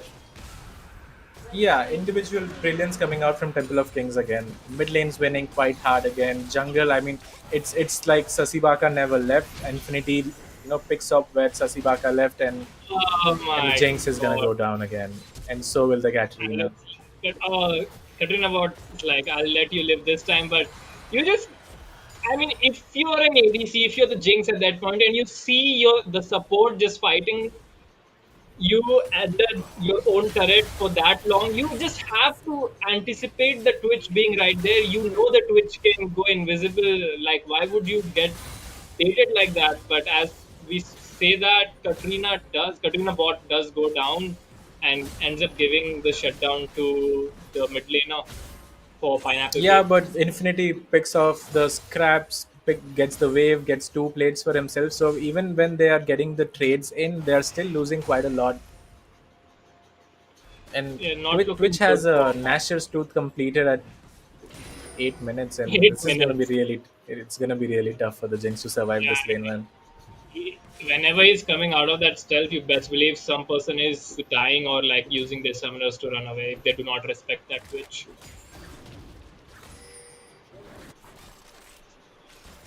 But then again, see, there you go. He opens up with his ultimate, no hesitation at all. And look at that damage coming out. Absolutely gets one shotted. So 1v2 in the bottom lane with the rat-a-tat-tat and the expunge. 1v2's the Oh, ADC. Crow Crow misses the is going stun. hand in hand with the Camille, and the stun will not matter because he still had his ultimate, gets that stack, and gets the second solo kill of his game. 11 kills to 2, not even 10 minutes, and 8,000 goal lead for Temple of Kings. This is just looking like a repeat of game number one. Yeah, and I think we are in for a really short game again here, and obviously we were expecting a competitive series here, but I don't think it's disrespectful to say that it really hasn't been. All the lanes have been losing, the traps have been everywhere as well, with the Katrina first pick every time. So this is gonna be, I mean, Temple of Kings are gonna make quick work of the series. I mean, it's just a matter of when they finish this. Katrina bot, he is very well accustomed to that He ultimate. missed I'll tell playing you that. Katarina. He's like, let me just use that spell, please. And Do you think this is a sub 20 game as well? I mean, it's sad to talk about this, but I it mean, is what it is. I think you know the answer. I Yeah, think you Black really do. Infinity This will is definitely Echo in the jungle, and Angel's Lotus will one shot the Katrina. The Twitch one shots the Katrina. Usually it's the other way around, but it usually is. Yeah. this is how things are at this point. Crow looking to fight the Camille once again. Camille not respecting him. Actually ends up going, my man, you just saw Black Infinity get a kill in the middle, like river area. In the Why are jungle you? itself, actually. Cranko flashes away from the Super Mega Death Rocket, but Jinx does get rooted up and will go down. The flash forward from the Jinx actually will not amount to anything. This Twitch is just that fed. 8-0 and 2 at 10 minutes, 11 minutes, and we were talking about if 11 Black minutes Infinity and 11,000 that gold lead. gets that Major Soul Stealer. He has that 8 stack Dark Seal, and so does the Twitch. I think we are seeing two Major Soul Stealers this game. Yeah, and we are seeing the turrets go down as well. All these turrets were plated, mind you. The top turret, mid turret, 15 bottom plays turret, all of taken them have by gone in down. this game. Yes. And 15 this is plays. without the Herald, ladies and gentlemen. And Angel Lotus is just walking inside the jungle like he owns it. I mean, he pretty much does at this point. Black Infinity will walk forward as well.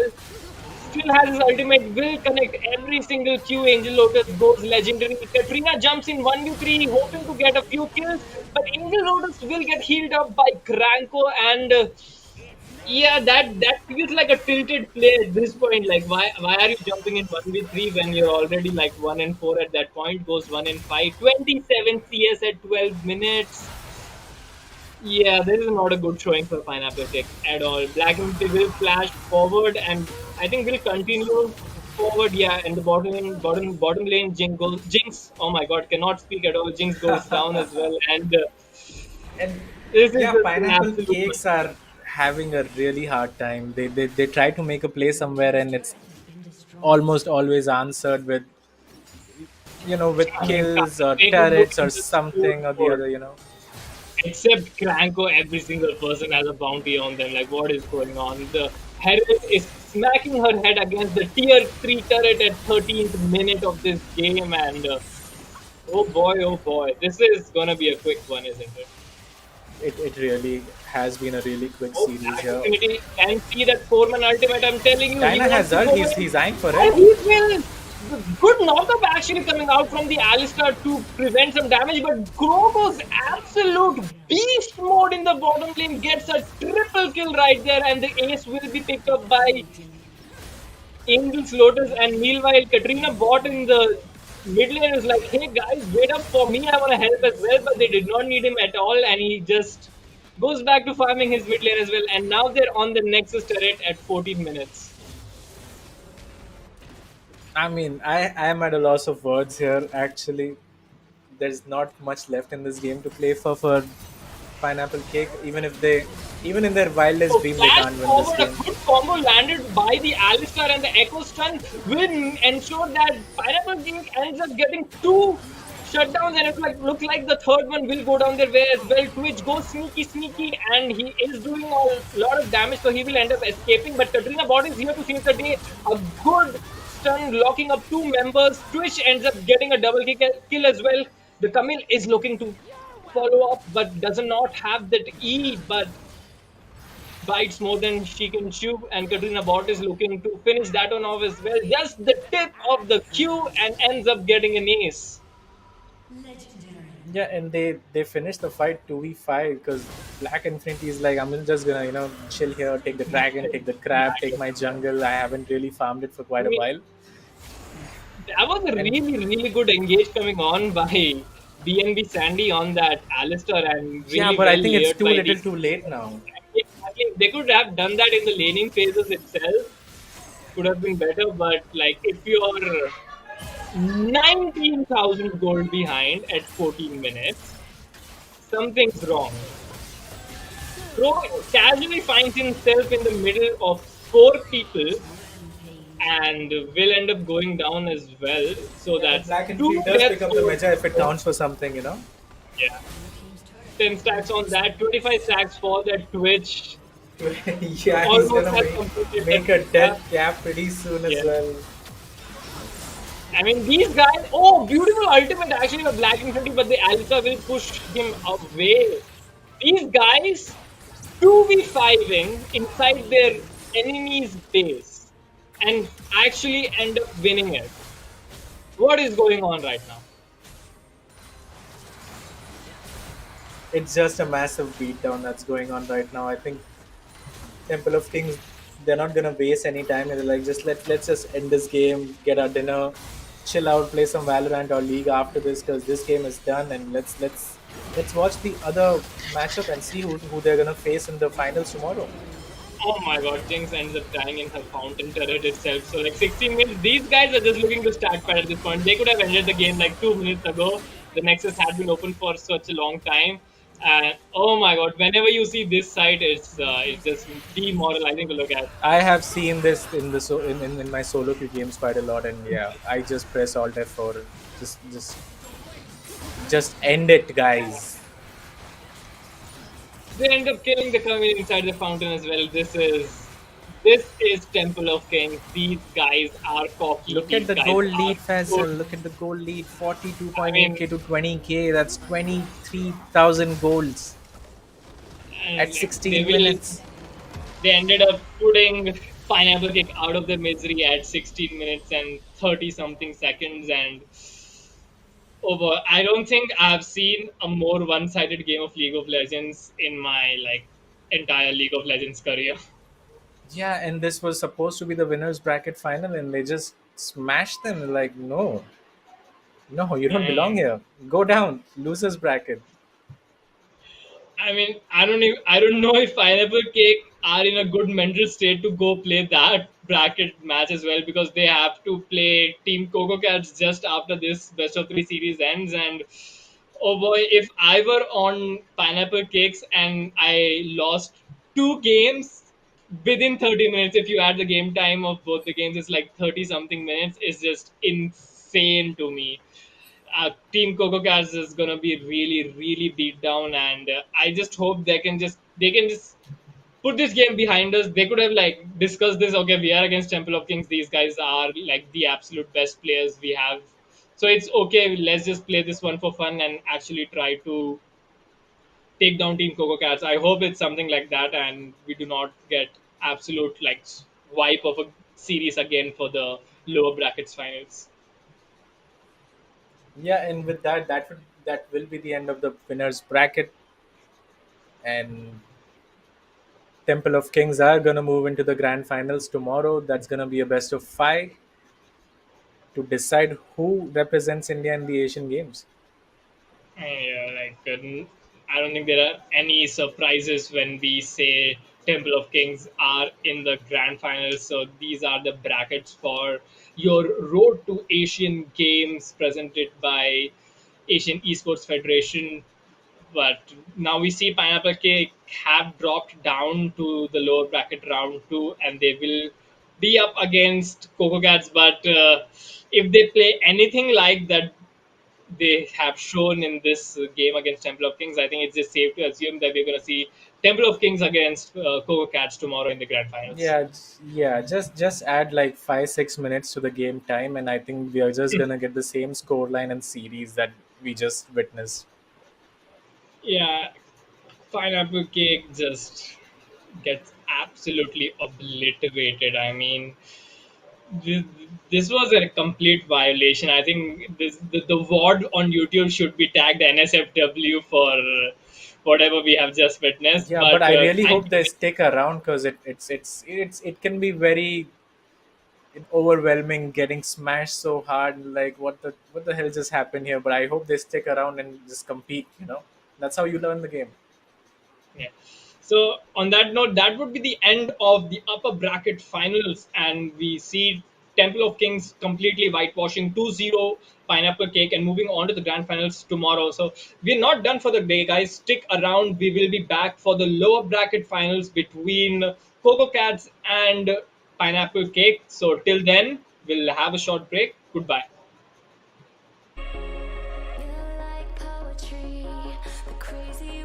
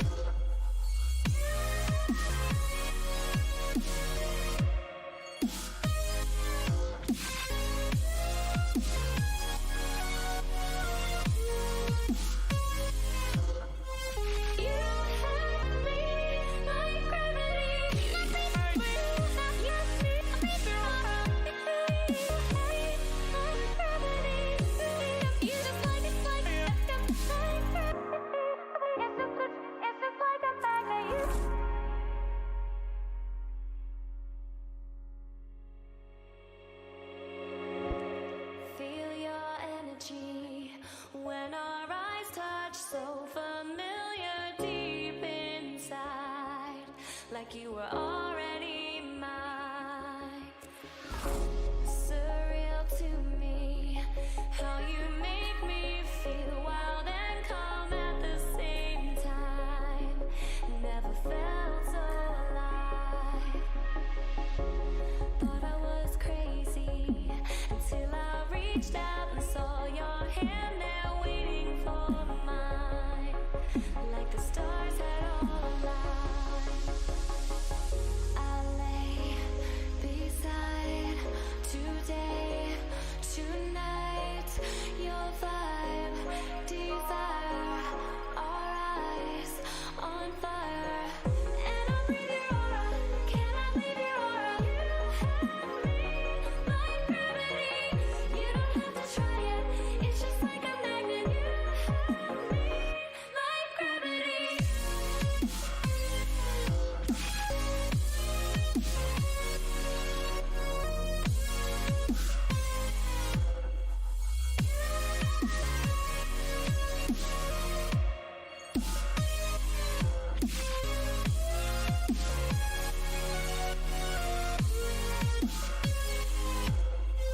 You have me like gravity. You have me like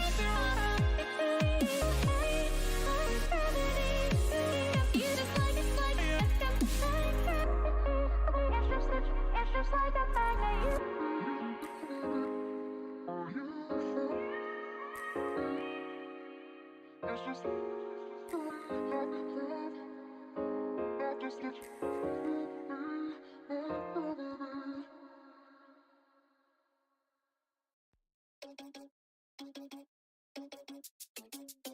Oh no, that is what they all say when they see me pouring some wine.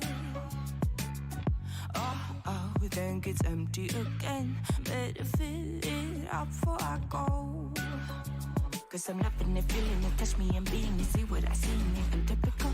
Messing around with it, mix it up, go with it, flow with it, let it all go. Oh Lord, think you know what I'm like, but you don't fall, you lose control. Bittersweet melody when I dance on your fly. Cause I know what you don't, it is me you adore. How does it feel to breathe when you're dead? They've never seen you out of your head.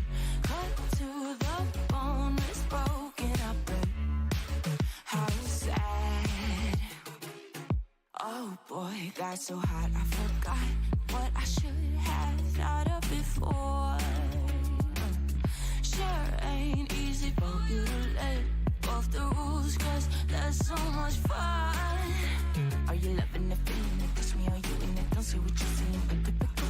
Messing around with it, mix it up, go with it, flow with it, please let it go. Oh no, think I did it again. I said a few things that I shouldn't have done. Well, bittersweet melody when I dance on your fly. Cause I know what you don't, it is me you adore. How does it feel to breathe when you're dead? They've never seen you out of your head. Cut to the bone, it's broken up, but how sad. How does it feel to breathe when you're dead? They've never seen you out of your head. Cut to the bone, it's broken up, but now come alive with me and quit the jealousy. I know you're bored, I know it's boring me. Now come alive, baby, get out the grave and I know you're bored. How does it feel to breathe when you're dead? They've never seen you out of your head. Cut to the bone, it's broken up, but how sad. How does it feel to breathe when you're dead? They've never seen you out of your head. Cut to the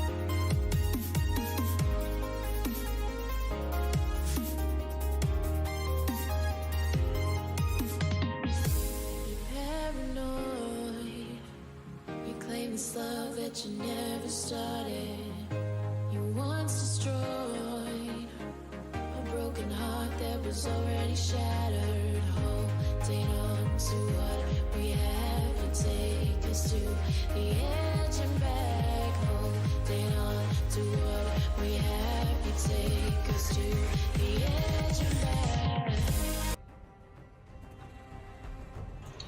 Okay, welcome guys. So we are back with the lower bracket finals. We just witnessed an absolute dominant performance from Temple of Kings that brought Pineapple Cake to this phase of the tournament right now. I am Fireball, and with me back again is the mid lane prodigy, the old guard of League of Legends, Kaka.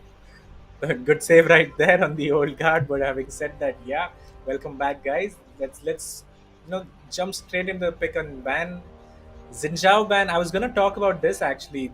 Xinjiao on Beyond Bankai's hands, like it was very I mean, yeah, so we saw offensive and him so good yesterday. playing yesterday, like exactly with that Eclipse. He was just going in 1v3, 1v4, and ending up winning those battles at well. And so, Team Coco Cats are the favorites for this match as well. I'm just gonna go and tell that straight up. But and especially after the fact that Pineapple Cake are coming after that such a huge defeat. So let's see if they Yeah, can that's clean that's their a act up morale and breaking defeat right there. exactly. Two games before 20 minutes, and it can be really brutal, man. Honestly, I It's mean, and the worst looking you at that know, the could draft happen. right away, Coco Cats want to like finish this up as soon as possible. A Lucian Nami in the bottom, I mean, and that combo we have seen when the Nami runs the electrocute along with the Lucian is Questions my just ability. people start getting deleted left and right, and the Pantheon as well. So a very aggressive early game composition till now coming out from Team Coco Cats. yeah, and I am a big fan of Lucian Nami. If you're looking to end the games in the mid game or like before 30 minutes in a single or double Baron buff, then Lucian Nami is so oppressive, man. The ultimate, you dash in once, you Q once, and people just die. They just evaporate. So it's really strong, Lucian Nami. And having said that, the Cassiopeia first pick, I'm not too convinced by. Again, the mid laner from Pineapple Cake has been, first picking his champions, Katarina and Cassiopeia, the sisters. I'm pretty sure they are. It's. I'm It's not too just convinced, honestly. so like now I think the Talon is gonna be. I mean, Talon can be either mid lane or the jungle.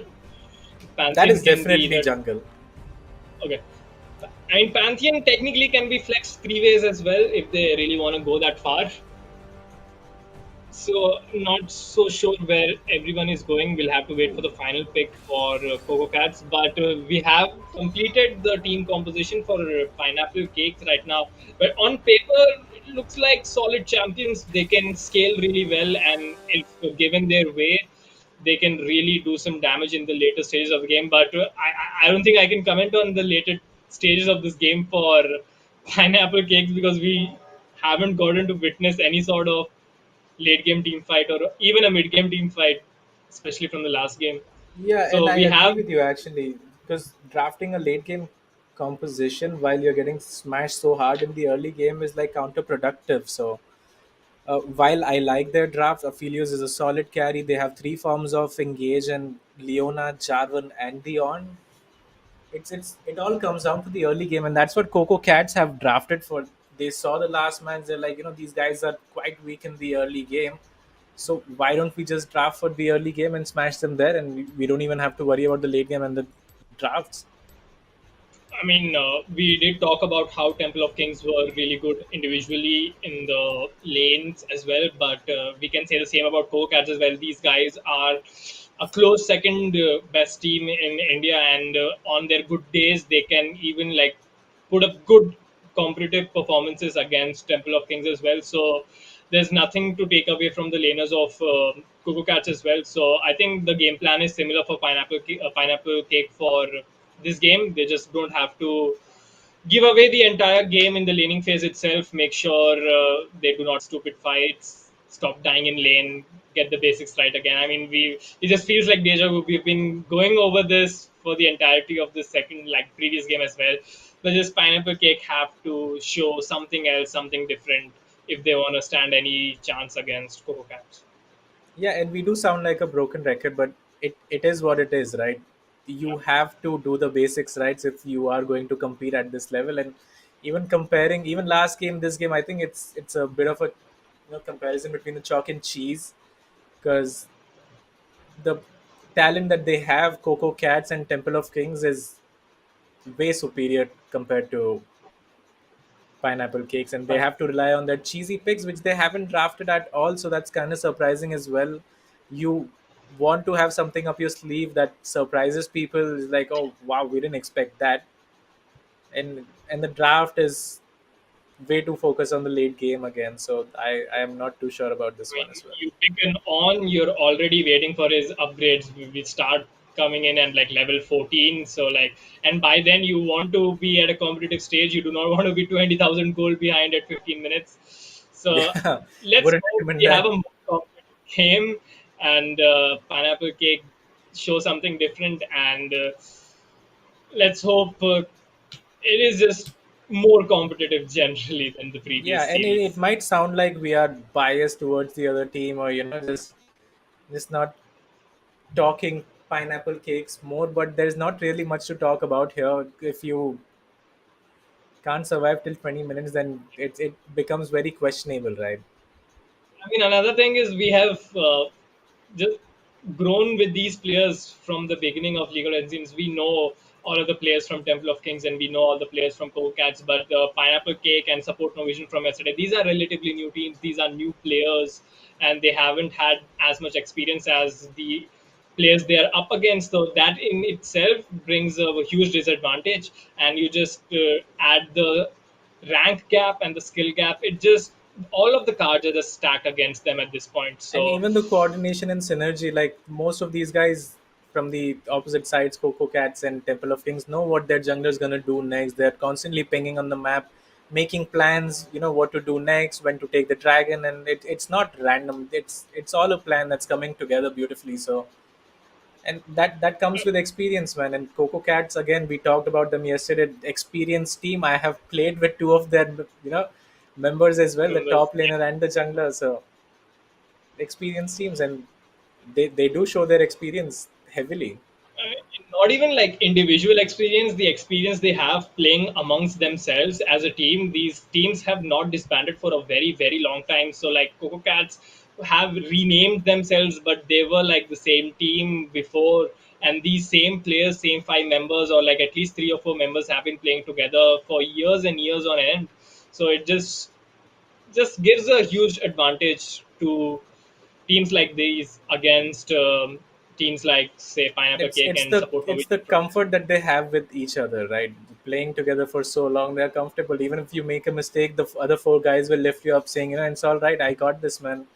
So that's how it is, and that comes with experience, that you can rely on other people to carry the game.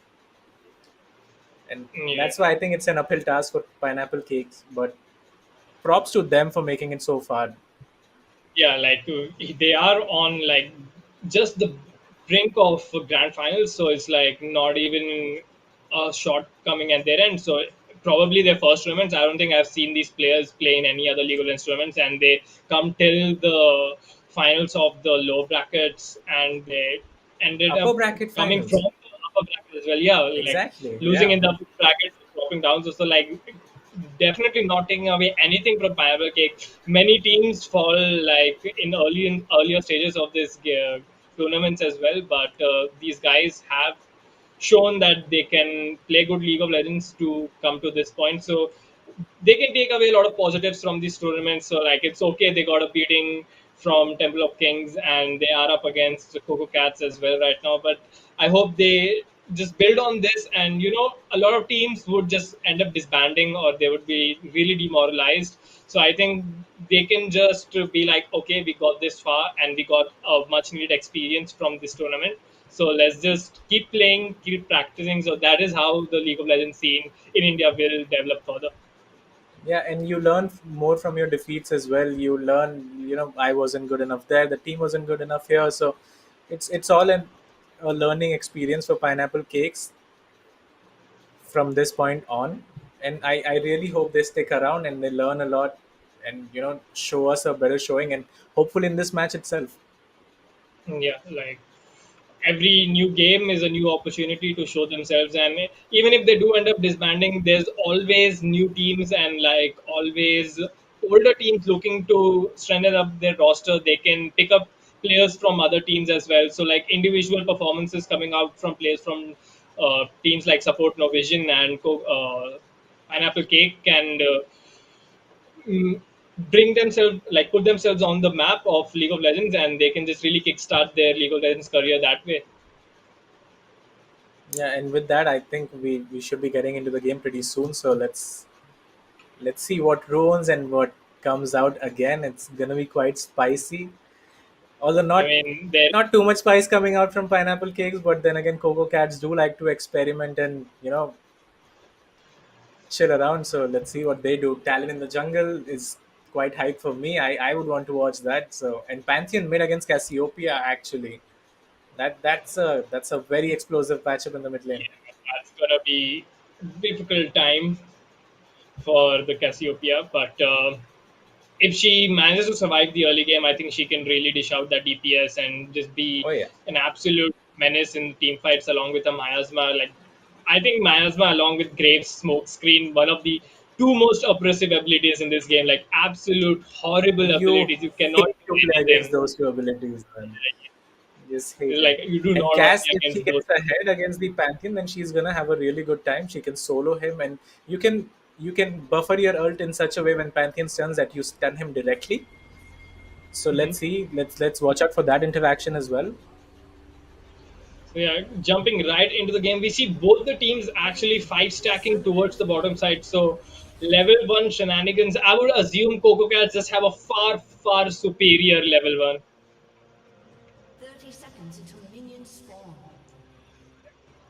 And we do see Coco Cats are moving in from the Tribush area towards Pineapple Cakes red side jungle actually, but there is a five stack coming out from Pineapple Cake in a defensive position, anticipating the invade. So I think we are gonna be looking for a full blown 5v5 team fight early on in this game. But both of these teams actually managing to miss themselves, so getting really fortunate. But as I say that, First the blood. on runs into five members of Coco Cat and ends up giving the first blood. I don't like if you're anticipating an invade from the side of the Coco Cats roster, you just cannot be walking alone back. I think he could have recalled and just started walking towards his lane in place. Yeah, and a beautiful invade coming in from Coco Cats. They don't really burn anything for that kill. Gwen gets the first blood. She's gonna be a happy camper in the top lane as well against the On, who ended up I mean, dying yeah, by like the way. So already a very hard matchup for the On against the Gwen, and it's just gonna be made worse. with the first blood, yeah, and the XP lead, she's gonna hit level 2 early as well. Uh, Except for that standard start from both the junglers. Jarvan starts on the top side, so he's gonna be looking to go around the bot lane, and that's a good decision because you have a Leona in the bot lane against Lucian and Nami, so they are pretty squishy. And if you can connect your CC, then Jarvan can follow up for a quick kill. I mean, now we do Level see the level two, two, and yeah, and that is yeah, what you should be expecting when playing against a Lucian and Nami running that electrocute. And in the top lane, as you mentioned, Zuko having the XP lead from that first blood gets level 2, just mows down, snip onto the on, and picks up a solo kill. So, three quick kills coming out from the side of Coco Cats already. Now we do see the Pantheon actually invading into the jungle along with oh the no, talent. So the Charan ends up going down as well, and it's just looking like a repeat of the previous series for Pineapple Cake. The Zenith Blade does miss, and 2,500 gold behind at 3 minutes. Not looking good. Flash forward from the Leona will end up stunning Irwin, but what do you want your Aphelios to do? I mean Aphelios that is level 2 very has optimistic an coming out from ability. Leona. against Lucian and Nami of all people, you cannot be expecting your ADC to do anything, especially a level 2 Aphelios. Really aggressive engage from BNB Sandy right there, not amounting to anything. So that would be a flash wasted for the Leona right there. Now, it's just horrible to look at the CS numbers as well. Aphelios on 8 CS and the Lucian on 26 now. We have to talk about Irvin a lot as well. Irvin, one of the oldest ADC players we have around, and he has a lot of experience as well. And is just showing that in this bottom lane right now. Yeah, and look at the CS difference as well in the bot lane. Jarvan. Darwin walking down to the Oh, he's river gonna when die his again. bottom lane is focused and they have no vision will end up losing his life as well. The Lucian going dangerously low, but Typhoon is here on the talent, will end up jumping on the Aphelios, gets stunned up by the Leona, will Beautiful bubble. provide some sort of CC, but the bubble coming out from Dom's kitten will end up securing that kill for Coco Cats. So really well played there by Coco Cats to make sure they get all of the kills and do not die in the process. But Zuko going dangerously low against this on as well. The corrupting potion ticking on to both of the members. And fortunately for both of them, they do not go down. But Zuko dashes in. The grass auto attack does end up doing a lot of damage. And these laners are going head to head really close. Yeah, and lot of fighting again. Jarvan, I'm not sure what he was trying to do there. Gets caught, gives Lucian the kill again. 2 kills in the bot lane. And look at the CS difference, the kill difference, and Lucian's gonna come out with a Gale Force or something like that very quickly, and it's not gonna be competitive in the bot lane again. Yeah, he already has a Noon Quiver finish, 33 CS to 16.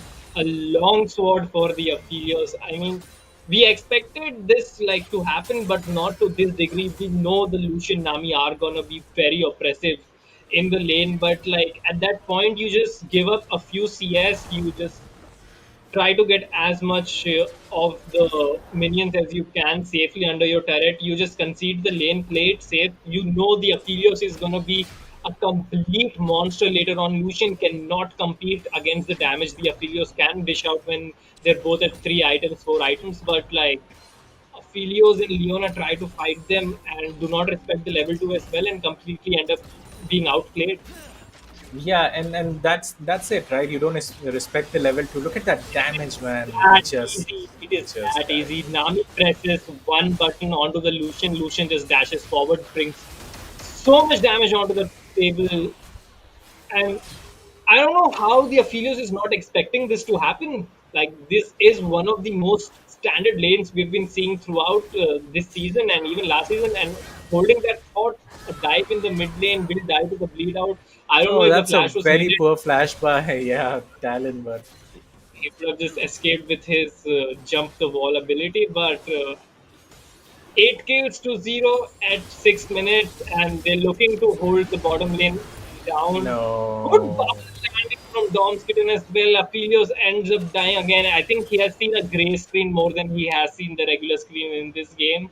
Yeah, and I think the kill counter is bugged as well for us, so we can't really keep track of how many times the Aphelios has died, but I'm pretty sure it's more than It's 3 now. definitely not one death for the Aphelios.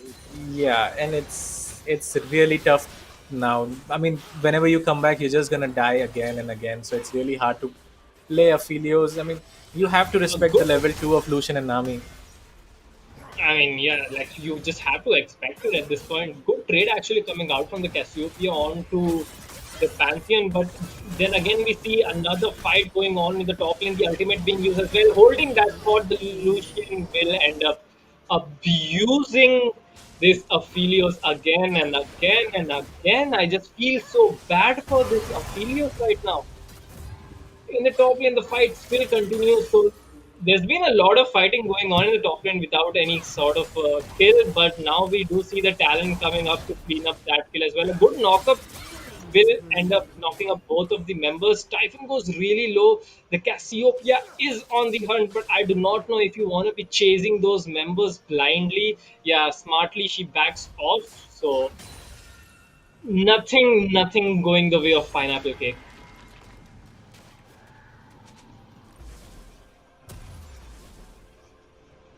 And looking at the scoreboard at 8 minutes, it's 11 kills to 0 in the favor of Coco Cats, and 16,000 gold to 9,000 is just insane.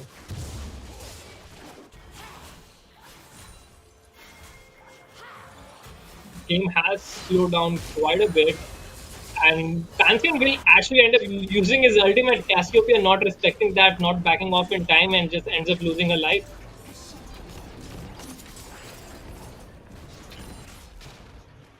Yeah, and again, that did Jarvan just smite then? Why?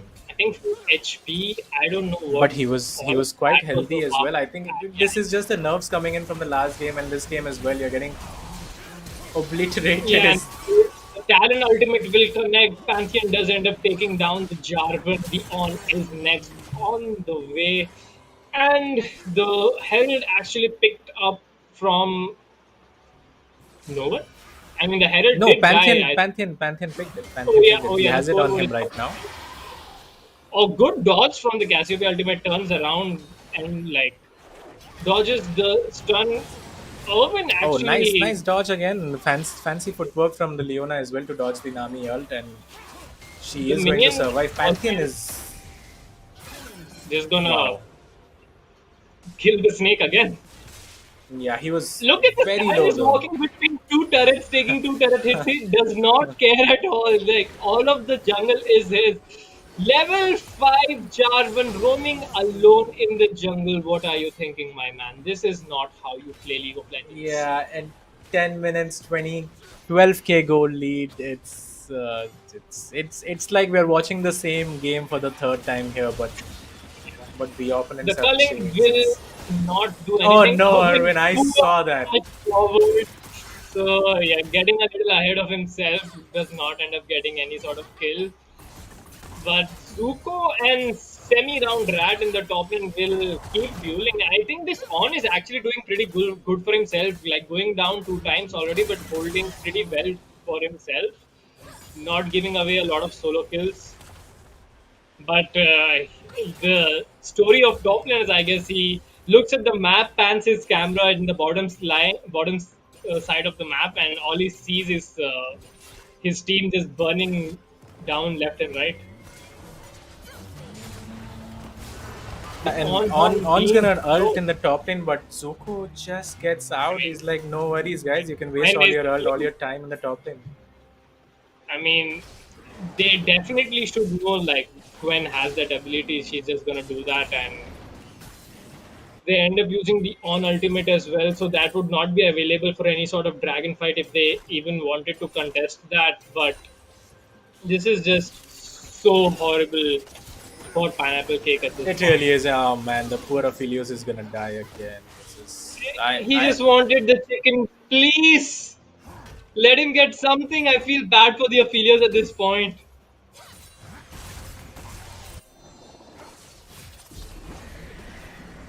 And the talent finds himself inside the base of Pineapple Cake. Like, why not at this point? Shelly will smash her against the bottom lane, tier 3, and will smash it again against the inhibitor. The inhibitor goes down. 12 minutes into the game, the Rift Herald gets a third charge onto the Nexus turret and will finally go down. The Solar Flare does not connect cleanly onto anyone, ends up slowing 3 members. The Pantheon does dive onto the Aphelios, but does not take him down. But the Zenith Blade does connect, but it's not going to do anything. Oh, good ultimate going from Cassiopeia onto the side of Coco Cats, and it's looking good, but it's not. it's really not looking good. It's looking like a 13 Yeah. minute game, I mean, and that was while like the it best looked case really scenario engaged. I mean, you have to feel for the On. On's yeah, just at and the top lane tier 1, and he's just watching his Nexus go down at 12 minutes. yeah, this has The to be the game's ending quickest in game that I 30 have ever minutes. seen. Oh my god, what have I just witnessed?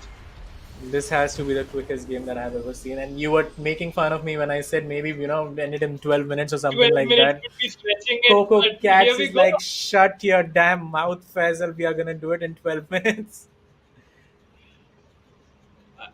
And man, I this don't even is know how to analyze this. Like, what have we just witnessed, Kaka? Like, What is going on? We have witnessed like slaughter. This was slaughter, man. This was, if we thought I mean, Temple I of, I use mean this, I mean, speaking of which, Temple of Kings versus Coco Cats could be a spicy series when both these teams are just showing off. You're like, we'll do one better. You did in 15. How about 12 minutes now? I used the word violation in the previous series, but I think violation would be more apt right here. 12 minutes defeat for pineapple cake, and looking at the scoreboard is giving me depression. What am I looking Yeah, at? I mean, 12 minutes, that's 15,000 goal lead. 12 minutes, 15,000 goal lead. Let me just say that again. And There are and the poor people with Aphelios. 2000 gold the entire game. One mythic item costs more than that. There are two people with 2000 gold, like not even 3000 gold, and this is just horrible, horrible League of Legends coming out from Pineapple Cake. And But that's the level they have to play up to, right? yeah, and yeah, Zuko going 4-0-0, Typhon going 4-1 and 10 beyond Bankai on that Pantheon 3-1 and 7, but Irwin on that. Lucian putting a monster performance as we would expect him to put. He always shows up big time, along with his support Dom Skitten, the Lucian Nami, just doing what we expected them to do. Really oppressive bottom lane, and just complete annihilation coming out from the side of Coco Cats. I mean, we did expect Coco Cats to win, but not in this fashion. So let's just hope This Pineapple was Cake can really dominant. bring them This was back. really dominant. Yeah, we will take a break at this point, and we just hope Pineapple Cake just bring the mental down as well. And we will see you Yeah, guys in a few. and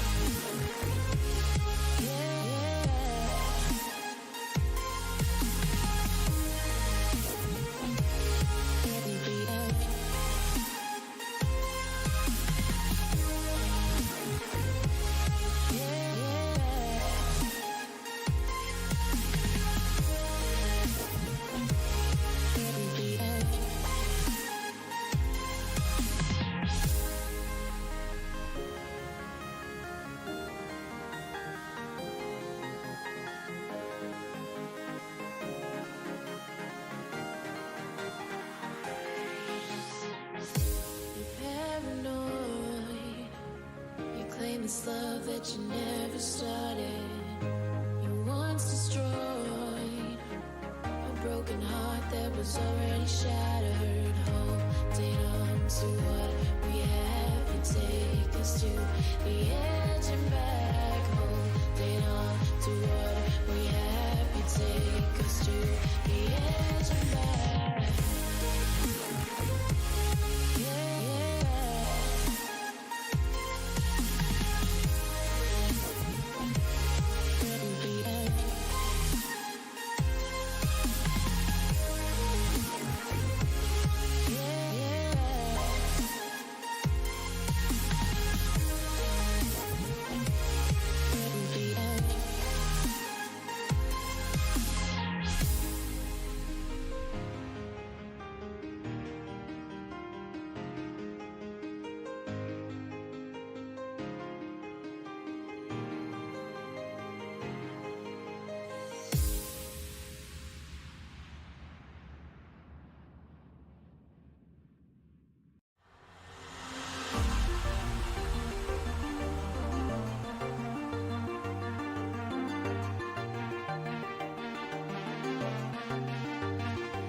And we're flying so close to where we belong.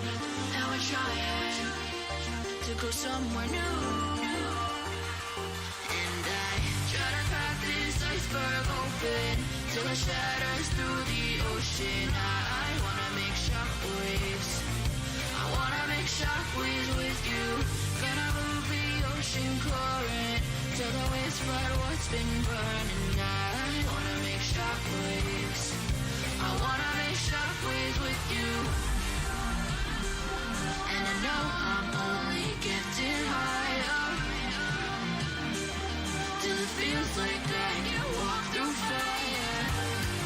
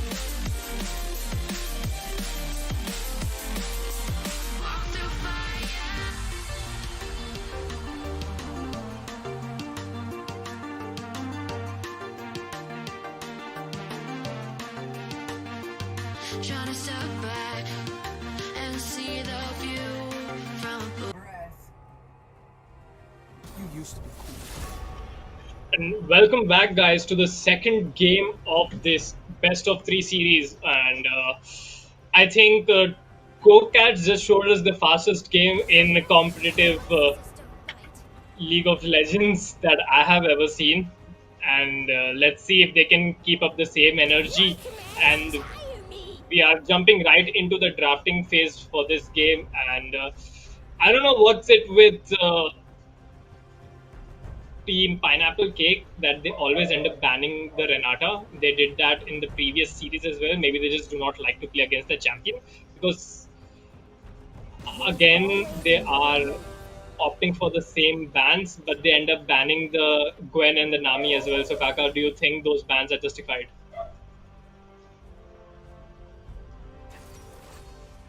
Katarina first pick. I am so confused, Basil. This is like I don't understand. But having said that, the Nami ban is pretty good. I like it. They got really smashed in the bot lane. The Aphelios did not get to play the game at all. So the Nami ban, I like it quite a lot, honestly. I mean, yeah, like if you take away the Nami, you indirectly take away the Lucian as well because Lucian is, I think, only viable along with the Electrocute Nami, not a really good champion generally when you have In itself, yeah. options. Other options like the Aphelios, the Jin, the Ezreal, and even the The Jinx. Jinx. Exactly. So And yeah, having said Irwin's that, Jinx is really good. Pineapple Cakes are picking the same champions that they did in the last game, except for the mid lane.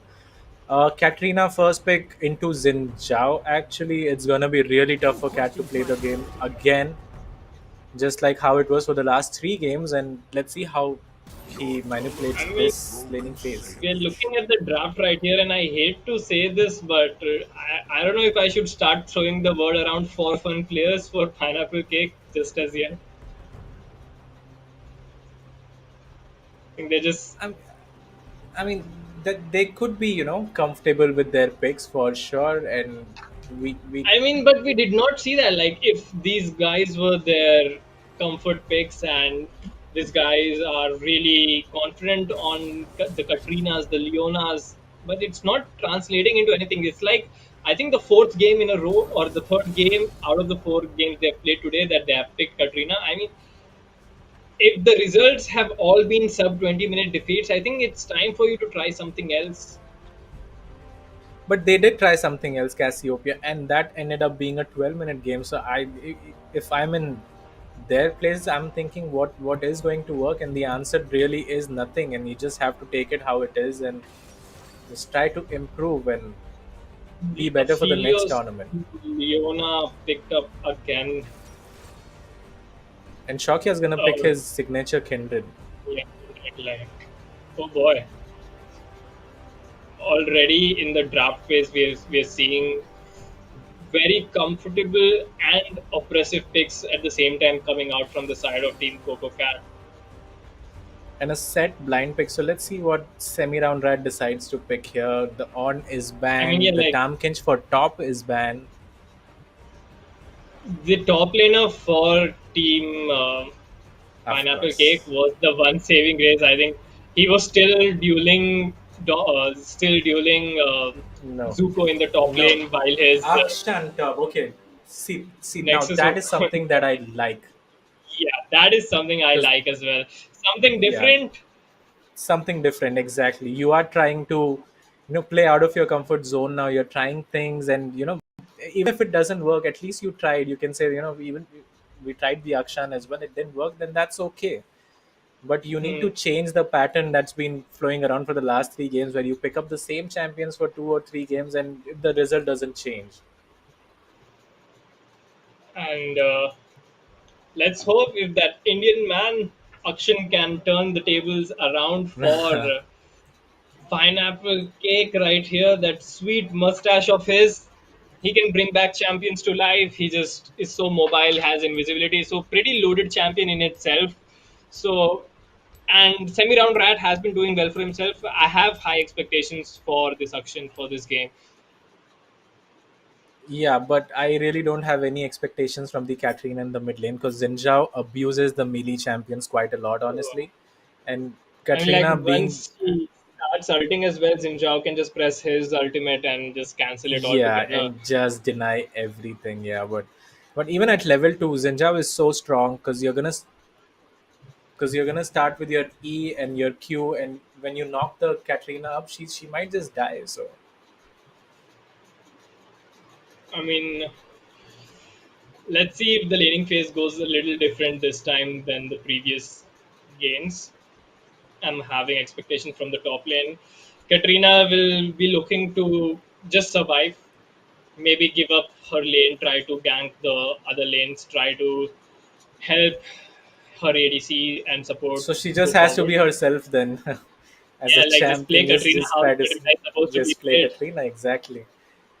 But that's the thing, because So if the Zinjao gets ahead, he's gonna one shot the Akshan, the it's gonna Aphelios, work. even the Jarvan and Katrina. So it's gonna be a tough I mean, time if he go if the with Zinjao the gets ahead. Eclipse, he can start one shotting the Leona as well. Like Uh, there's no escaping a Pet Jinjao. and one champion we haven't talked about at all actually from the draft phase, which was different again, is the brand support. What do you have to say about that? I mean, Dom's kitten, I think he's just going for like, yeah, I want to have some fun as well.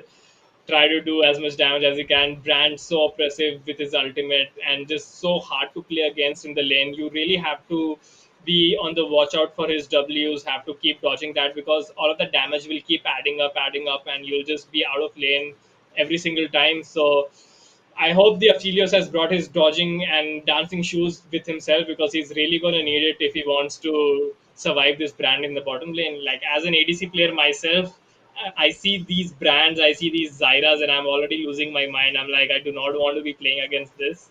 So it's very hard to deal with champions like this. So, not Yeah, looking and really good.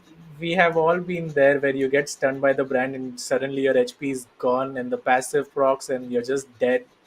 So it's a really tricky champion to deal with, when especially based on how the game one went. I mean, Dom's kid is feeling confident. He's like, you know what, I'm just gonna one shot them. If not with Nami, then the brand will do it.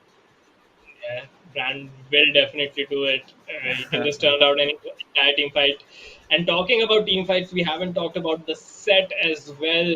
We have a new pick and set as a champion. If he wants, he can just completely delete the entire team. He builds up his grid, just lands the sweet spot W, and there's like 1,000 true damage, like absolute insane numbers on that champion. Can peel for his team as well. He can take the Leona, archeo her into the enemy team, and just like so much a set can do. And if played correctly, there's no stopping a set in the top lane.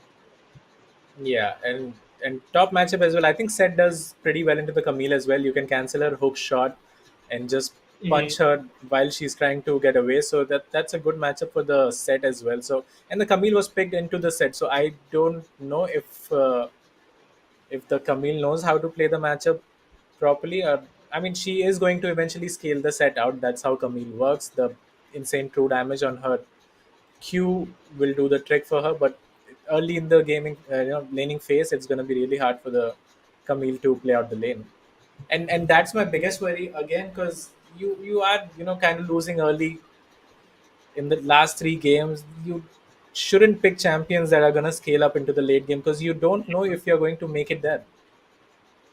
You should be looking for early game champions, as you mentioned. Maybe change their things up. Maybe they could have opted for the Lucian themselves, the Lucian Nami in the bottom lane. Maybe they Yeah, could have gone for something more aggressive, like Lee Sin, like asking a Lee Sin from someone is a huge task. But other early game junglers like the Elise or someone that can really influence the game at level threes and fours, just try to do to the enemy what the enemy has been doing to you.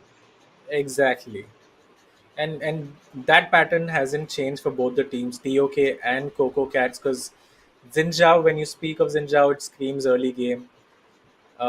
Yeah. Brand again really oppressive in the laning phase. So is the set. So it gives a lot of freedom to the Kindred to go and farm her marks in the enemy jungle and scale up.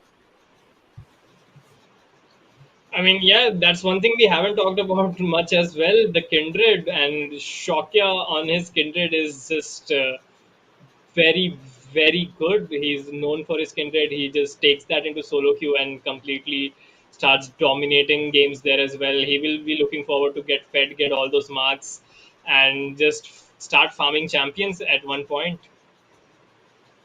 Yeah, and let's see if any level one shenanigans comes out, again, because last game we did have a level one kill which went to the Gwen, and then she got the XP lead, as we talked about, gets one more kill onto the on, and essentially the top lane's over. And that just one lane, just it just goes out of the picture. So it's gonna be hard, but let's see if level one Lot of shenanigans come in again. individual mistakes were seen as well in the bottom lane as well. The side of Pineapple Cake not respecting the level 2 spike of the Lucian and Nami. Like as soon as the Lucian hit 2, Irvin just knows to level up that dash really quickly. The Nami will use the electrocute onto him, and it just ends up getting a kill as well. And we just know how heavily abused the Aphelios got was in the bottom lane. Like he couldn't even make it back to his tier 3 turret. He was dying between Exactly, two of he really couldn't. He was just walking even down the after lane that, and dying. even after that, he had the nerve and he had like the confidence to pick that Aphelios once again. So let's hope if he can turn it around this time, play his lane a little differently, and try to survive this Jinx Brand lane lane. against him.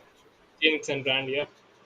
Yeah, and This again, this lane again speaks out to me like solo kills and double kills in the bottom lane. Because if the Leona tries to go in and she gets stunned, I think it's safe to say she's probably gonna die at level 2 or 3 from the Brand and Jinx burst. So they have to respect the level 2 coming out again, and if they don't, they are gonna pay for it like they did in the last game, and it really wasn't a fun watch. I mean, yeah, just try to make the game more competitive and try to show that they are where they are because they deserve to be here. Like they are in the finals of this lower bracket They are in the from top the three top. teams in India. Yeah, exactly. Like technically they are. So Pineapple Cake need to change something. So different level one approaches coming out. The blue team will stack up as 5 and actually decides to end up invading the top side of the red side jungle. So, but 30 seconds until Pineapple minions Cake, on the spawn. other hand, have stacked up as 5 and are camping the river bush. Yeah, and I think they were expecting Coco Cats to invade, but that obviously did not happen. Hmm. And they end up invading opposite sides of their own jungles. And let's see if they do end up meeting each other, but I don't think that's going to be very likely. So, like, no And level 1 kills yeah, or but anything happen. I like this from Pineapple Cakes. They are at least showing some grit Aggression. here, and they are invading. Yeah, exactly, and they might even take that red buff away. And wait, the bot lane has Yeah. no idea, right? So I really hope they don't go and check. So, that would end up pretty badly Yeah, for but having them. said that, again, like, sorry to interrupt, but Akshan is going to miss out on a few minions in the top lane, and I So, am yeah, not like, sure he wants why to he do stayed. that. Yeah, A exactly. good shot from Dom's Kitten will spot out the bottom lane of Pineapple Cake. Takes two Action turret just hits. That walks is a there. disaster, my Akshan, friend. what are you doing, my man? Beyond Oh Bunkai will just no. walk up, ignite, and pick up first blood. And now the Katrina finds herself chasing a low HP Xin Zhao, but the Kindred is here. The Flash is not going to save you, and that is the kill picked up by the Kindred. And I mean, if you make plays Yeah. like that, it's just hard to defend these kind of plays. Yeah, and it's really not that hard to play safe early on. You cannot do that. You cannot try to tank two turret hits at level 1 and expect, I different mean, and results. And for he just what? For dies. auto Yeah. attacks. Oh Even boy, if oh he boy, hadn't oh boy. died, it would have been a disaster for him because he would have gone to the top lane and died anyway. But yeah, this is going to be a rough game again, isn't it?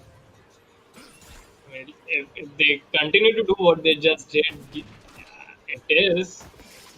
But then again, in the bottom lane, we did see how the brand and Jinx were bullying the Aphelios making them use the heal. Yeah, and look at this. The So Katrina is trying to rotate towards the bot lane at level 2. Uh, she's not gonna find any opportunity to get a gank around there, so she's gonna go back to the mid lane again. But constant pressure from Irwin and Dom's kitten, and they keep pushing the lane in, and they will try to secure the mark for the Kindred as I well. has blood in Mid it. lane. Eyes a good clean Oh, combo connects without the ignite, not able to finish on the skill. The action will just try to get some damage, but unlucky for him, Typhon is right there for the gank and picks up that kill as well. A fed Kindred is a scary Kindred. and she's getting all the kills, and I'm pretty sure she marked the action as well because that seems to be the Yeah, easy kill. Katarina that just was not the dies. play. Why are you jumping in on Zinjao? 201 mid laner Zinjao, 200 jungler in the Kindred, and it looks like a gank on the bottom side. Urban does look like he's been caught out. The flash will put him away to safety. A flash out from the Aphelios puts on some damage, but a root will connect. Not a lot of damage being followed up by the Jarvan. The Jarvan was just in the background, could not follow up. He did not use his flash as well. Now a quick turnaround coming out by Don's Kitten. But as we say that in the mid lane, the Katrina ends up dying again. Now we Yeah, and see and the Katrina's getting the Aphelios treatment from last game. treatment. And Yes, speaking of the bot lane as well, Leona had a really nice engage there. He caught the Jinx out, but Jarvan did not connect his combo there, and that should have been a dead Jinx. But yeah. At you least have to they ended connect your up abilities, guys. getting flashes. Oh, a hex flash, a good hex flash connecting the Zenith player as well. Now the root from the Aphelios will follow up. So Beautiful. that is a kill for the Aphelios. Really, really well played right there by Team Pineapple. Now the Arwen? Aphelios will just stand and Wow. right click. And so two kills going for the side of Aphelios. So really well played there by Pineapple Cake. A good hex flash getting them two kills and two really important kills on the Aphelios. Yeah, and Sandy does really well, stands in the brush and flashes in and catches the brand out. And the brand did not expect it. Dom was baffled by that. He's like, where the hell did she come from? And pays with his life. Although it is a 2 for 2, I think this works in favor of Pineapple Cake Sandy because both the kills unfortunately went will to be Aphelios. Sandy will be spotted on a wall, so that ruin does not amount to anything. But beyond Bunkai on this, Zenisha is completely relentless. Like he's seeing Katrina in the lane, and he's like, "No, I cannot have this. You have to go back to Yeah, and base." look at how many people are there around the mid lane to save the cat and to punish the cat as well. And Katrina jumps in as well. Now the flag and drag will not land, and a BM coming out from Zinja right there.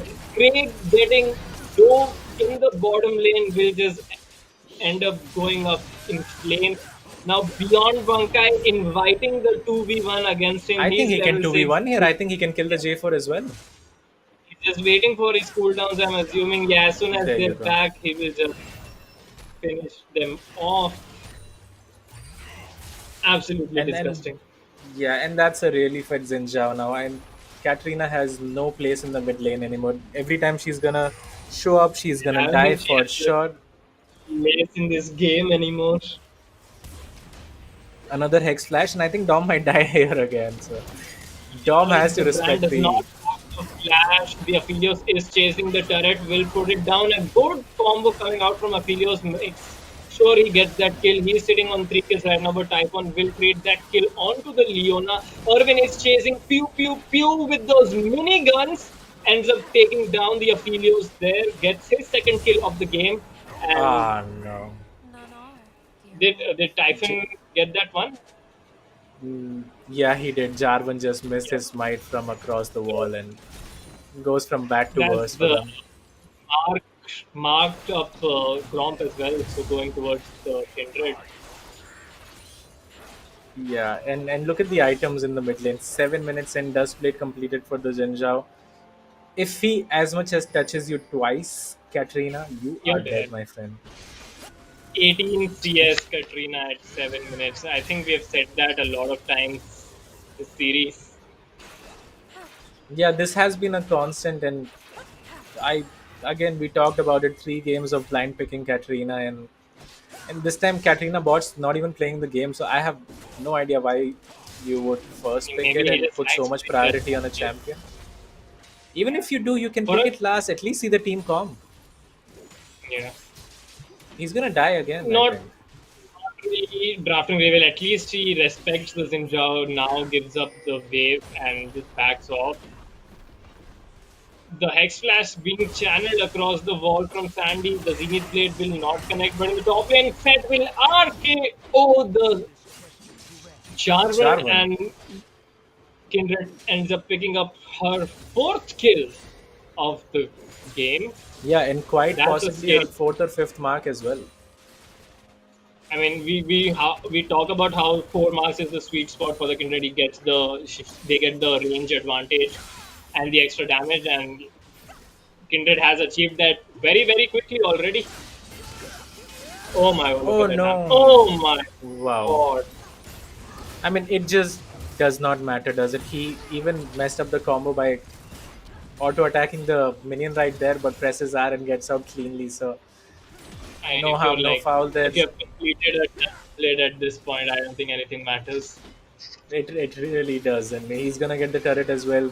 He's gonna go back, get more items, and And the first it's turret very going down at painful. 9 minutes. Nice Irving flash by getting the rooted Leona up again. from the Phoenix Blade, but flash forward will not do anything. And a Super Beautiful Mega rocket. Death Rocket will finish up that kill. Now the Kindred is there for the counter gank, and it looks like it will be a cleanup. So Irving goes on a killing spree. That Jinx looking really dangerous now. Katrina, my friend, you need to I stop don't even taking want to those comment on E's. it anymore. Yeah, I don't even. I You just just like this is need to stop. He's baiting you. If he's standing there, if he's not scared, then you know you can't go in. this is If you this should be if you make the illegal. same mistake thrice, it's yeah, Fool me once, shame on you. Fool me twice. full Yeah, twice exactly. I've gotten And fooled like 4 5 times already. So not four the best times with situation. 10 minutes, 18 CS Faisal. I mean that's just a story of the and these are not good CS numbers for anyone by the way. 45 CS on Zen, 52 on Oh Set, yeah, 51 on Jinx. Even then, they Coco are Cats are like high more than double the farm. CS of their counterparts. Yeah.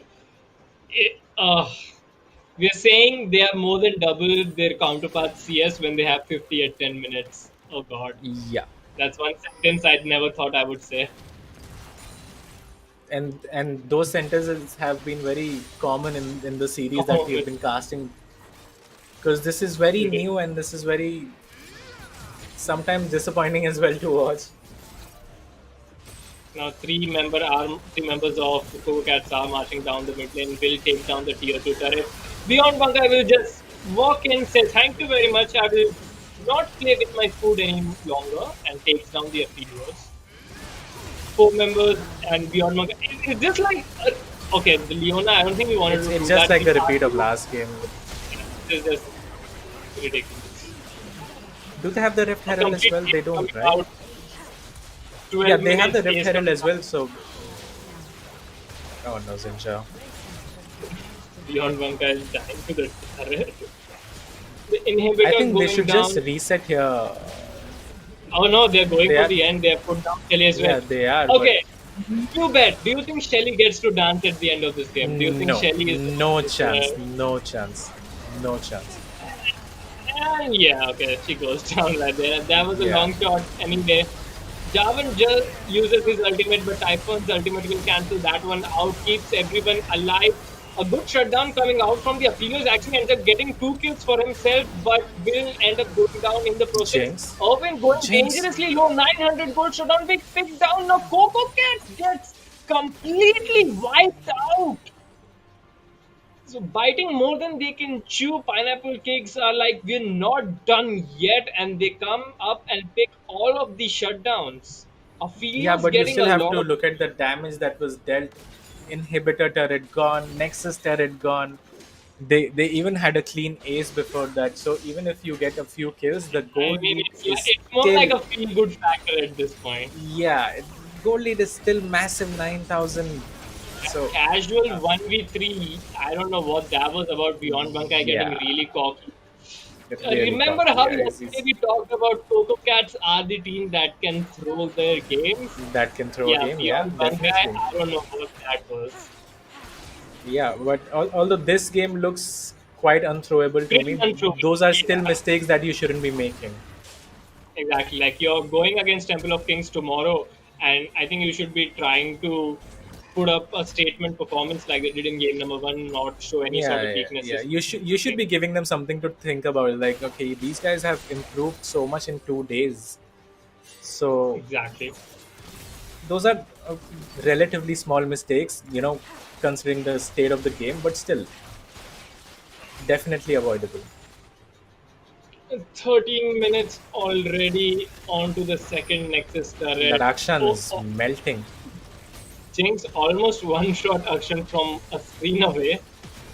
I'm glad that did not happen, but the solar player will miss the action. Oh, Ultimate beautiful does knockup by the connect. Jarvan.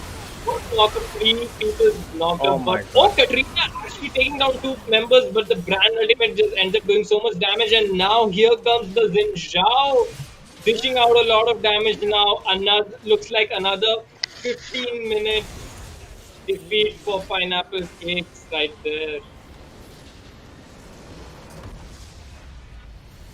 These two So there series you have been have the it. quickest series that I have casted in quite a while. I don't think I've And ever casted a series that was quicker than this. yeah, and Well, we can nitpick the mistakes from Coco Cats, but then again, they have been flawless. If you're finishing the game before 15 minutes, then there's yeah, come on, like we are going to nitpick nothing something. to So complain about.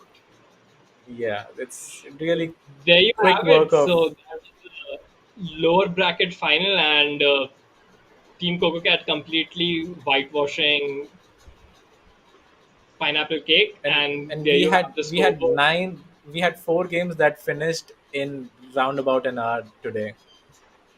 Yeah, That not a that is good unheard day of. for not a good day coming out for Pineapple Cake right here, and just well, at least they can use this as an experience. They had a good run in the tournament. They had a very deep run in the tournament. They got to play against the absolute best players that India has to offer. They got to play against Temple of Kings. They got to play against Team Coco Cat. I think they can just take this forward and take this as a learning opportunity. Try to improve on their micro and macro and come back stronger next tournament. But till then, it's gonna be the grand finals that is set for tomorrow between Temple of Kings and Team Coco Cat. Yeah, and that's gonna be one hell of a series. If you're gonna go by how the teams look today, both of them really dominating. And yeah, I mean, I'm at loss of words right now. I just can't wait for the series that we're gonna have tomorrow. And remember, it's gonna be a best of 5, and I'm pretty excited for it. Exactly, like these are the two teams that we were expecting to be in the grand finals as well. And if there is a single team that can put up a fight against Temple of Kings, it is Team Coco Cats. So tomorrow is gonna be one hell of a day for League of Legends in South Asia. Please stay tuned with us and do not miss the grand finals tomorrow. A best of 5 for a place in the Asian Games to represent India in Hangzhou, China. And so that was the end of the lower brackets, and we're at the ending stages of the tournament itself. So we had a good run. We saw a lot of new teams in Support No Vision and Pineapple Cake. They had a lot to showcase, but at the end, it were the top dogs of the Indian League of Legends scene, Team Temple of Kings and Team Coco Cats, who Coco end up Cats, yeah, finding and themselves in the we grand all finals. expected this to be the grand finals anyway, but we were hoping that there might be a surprise, or some team shows up on the day and upsets one of these two teams. But it didn't really happen, did it? Quite the opposite, actually. It's like, no, guys, we are gonna meet each other in the finals and fight it out. So yeah, looking forward to tomorrow. So that's gonna be it. Cause I know that nothing lasts forever.